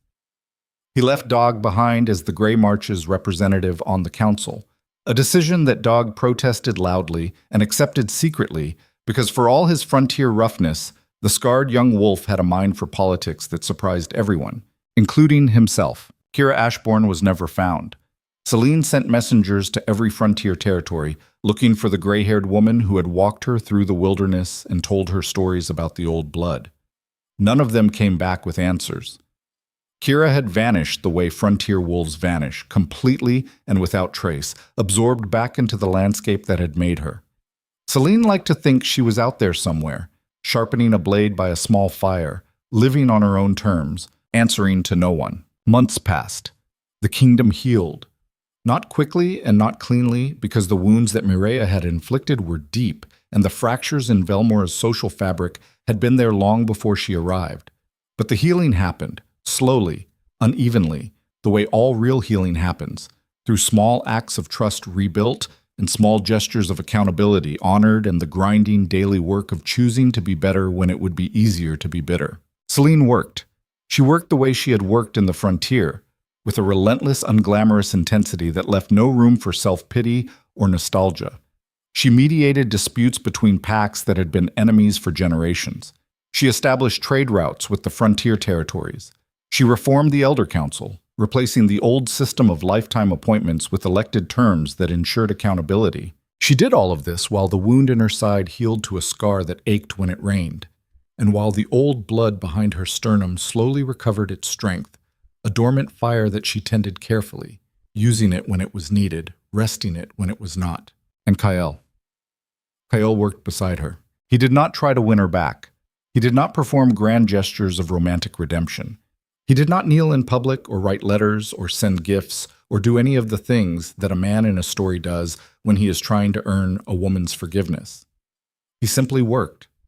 He showed up every morning at the council table and he listened, and he contributed and he deferred to Celine's judgment when her judgment was better than his, and he argued when he believed she was wrong, and he did all of it with a quiet, stubborn consistency that was more convincing than any apology could have been because it was not about words. It was about showing up, day after day, doing the work, accepting the consequences, letting the trust rebuild itself at whatever pace it chose, without pushing, without demanding, without ever once acting as though he deserved more than he was given. Some nights they talked. Late, after the council sessions, sitting in the courtyard beneath the oak tree that had become their unofficial meeting place. The conversations were not romantic. They were honest. He told her about the fog, about the weeks of watching his own body betray him while Mireia dismantled everything he had built. She told him about the frontier, about the cold and the hunger and the silver fire in the dark. They did not touch. They did not make promises. They sat on opposite ends of the same bench and spoke the truth to each other in low voices, while the moon, the same moon that had awakened the old blood in Celine's veins and had watched over her transformation from discarded queen to the most powerful Luna in 300 years, hung above them like a witness. It was enough. For now. Maybe not forever, but for now. On the first day of spring, 6 months after the Blood Moon Summit, the foreign delegations arrived. The moon would rise tonight, as it always did. And Celine Vairel, who had been rejected and exiled and broken and reborn, who had walked out of a throne room with nothing and walked back in with the power of 3 centuries burning in her blood, would stand beneath it and feel the old familiar pull and know that it was hers. Not given, not granted, not bestowed by a king or a prophecy or a ceremony, hers, earned in the cold and the dark and the silence of a frontier that did not care who she had been and forced her to become who she was. She was never the curse of the kingdom. She was always its salvation. And the wolves of Velmora, every last one of them, would never forget it.